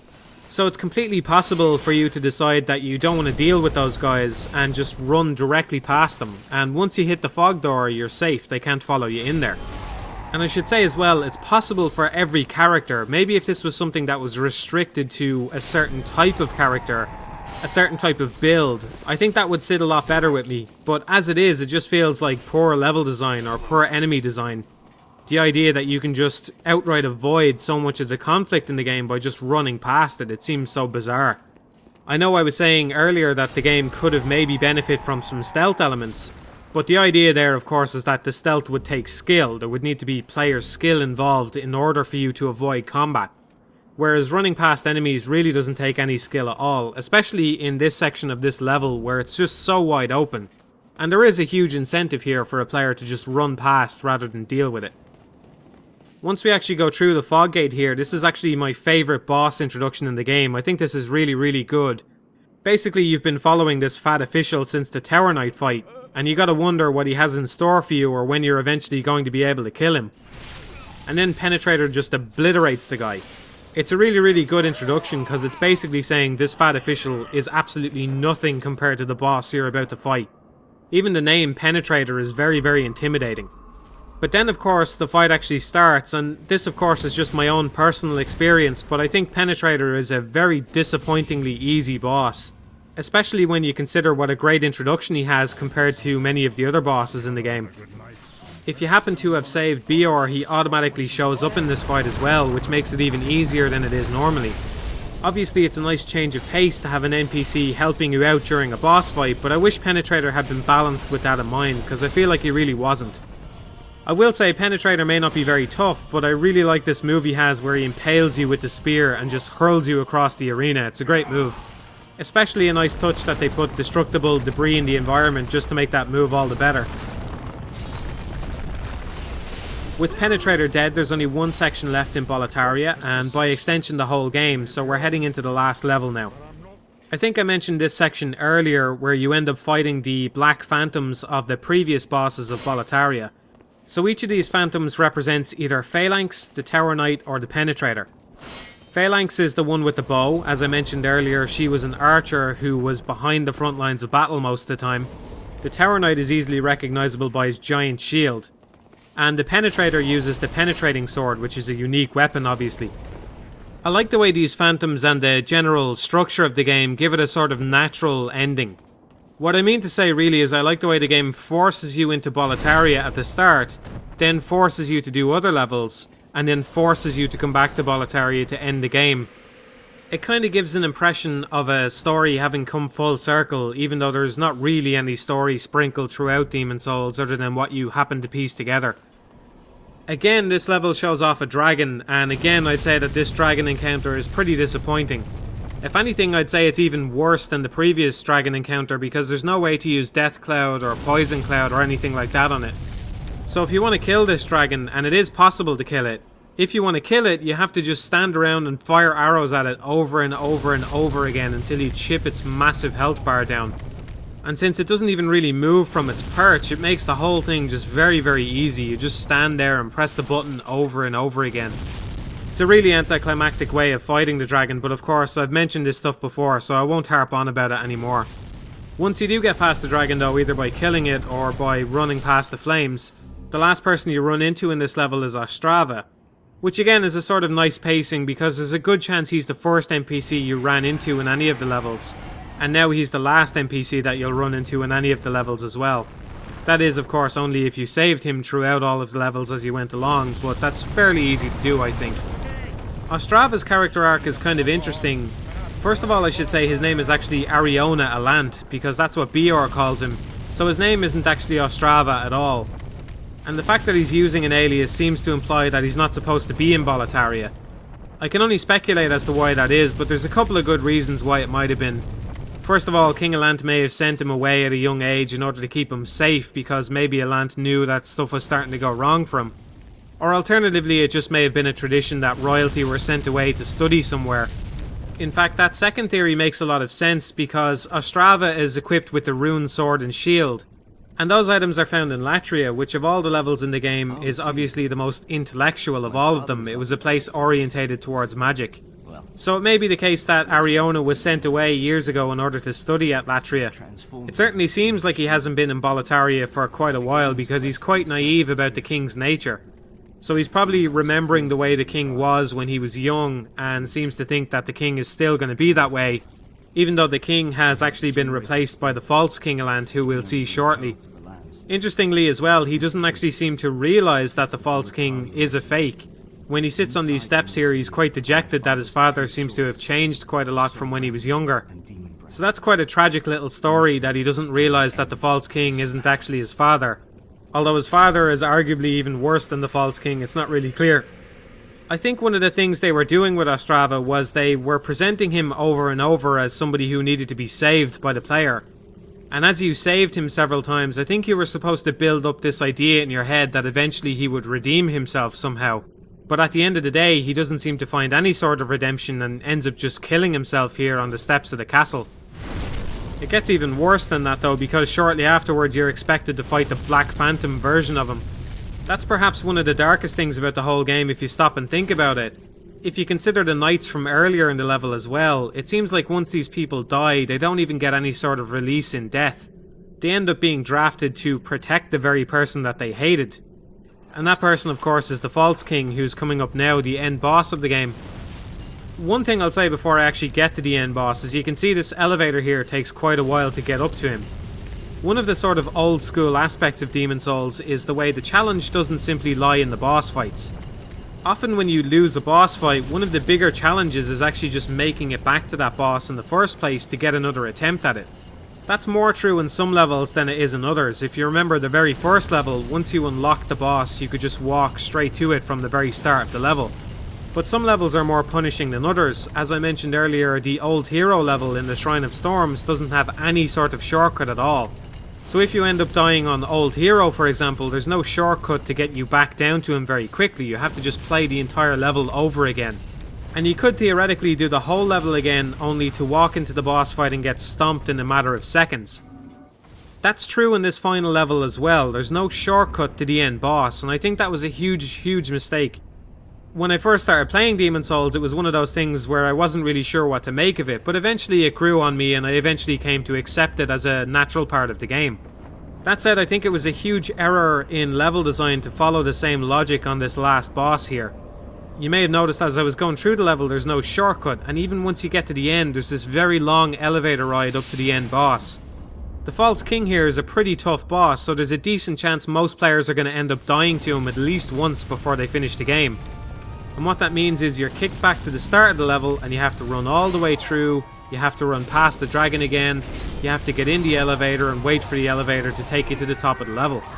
I think if somebody has fought hard enough to make it to the end of the game, they should no longer really have to prove themselves anymore by making it through the level. I think forcing players to go through that again to get to the end boss, who, like I said, can just crush them again very easily, that can really be detrimental to a player's enthusiasm at the end of the game. And I think once you've reached the end of the game, you do want to have a certain amount of enthusiasm and a certain amount of energy going into the last boss fight. But if you're forced to go through that over and over again, you could really lose that by the time you manage to kill him. So I think it was a big mistake of them to do that, and I'm not really sure why they did that, because the Archdemon levels don't suffer from the same problem. The Archdemon stages are just very short sequences before you get to the fog gate, so that you can just try the boss over and over again. I think that's a much better approach, and I'm not sure why they opted to use that approach on the Archdemon levels, but not on the final level itself. With that little caveat aside, I do think the False King is a very good final boss. In particular, it makes a lot of sense to just abandon any sort of gimmick and just have a one-on-one fight like this to close out the game. Like any of the bosses in Demon's Souls, he's quite tough, but once you figure out his moveset, he becomes considerably easier. I feel like I should have more to say about this boss fight, but to be honest, it's just such an obvious setup. Putting the player up against something which kind of resembles their own skill set is generally a good way to end any game, really.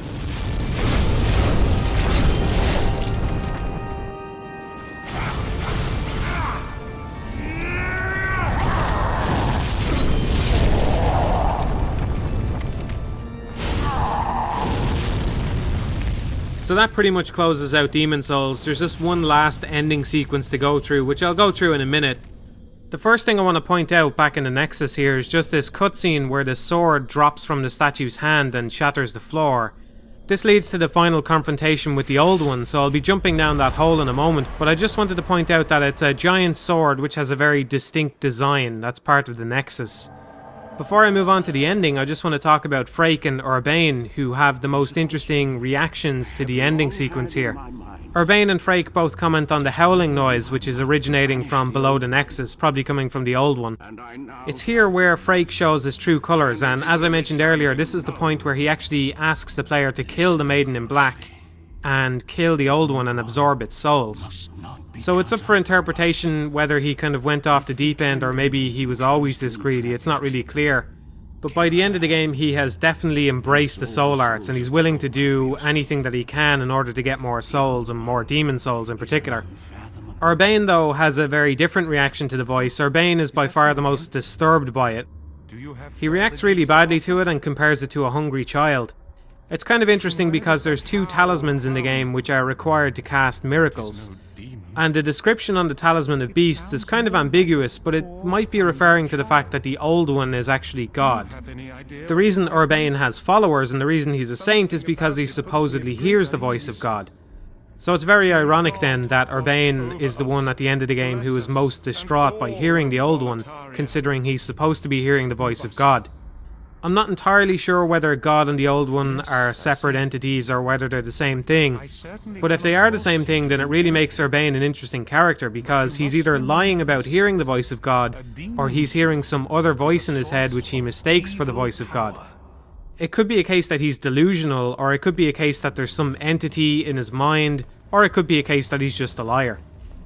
Since the ending sequence tells us that the soul arts disappear when the old one goes back into slumber, then you could say that the miracles that Urbane uses are actually no better than the magic that Frake uses. Urbane and Frake are sort of cast as opposites throughout the game, but at the end of the day they seem to be more or less the same thing when you really stop and think about it. The very last sequence of the game here sees us stepping down into this hole to confront the old one.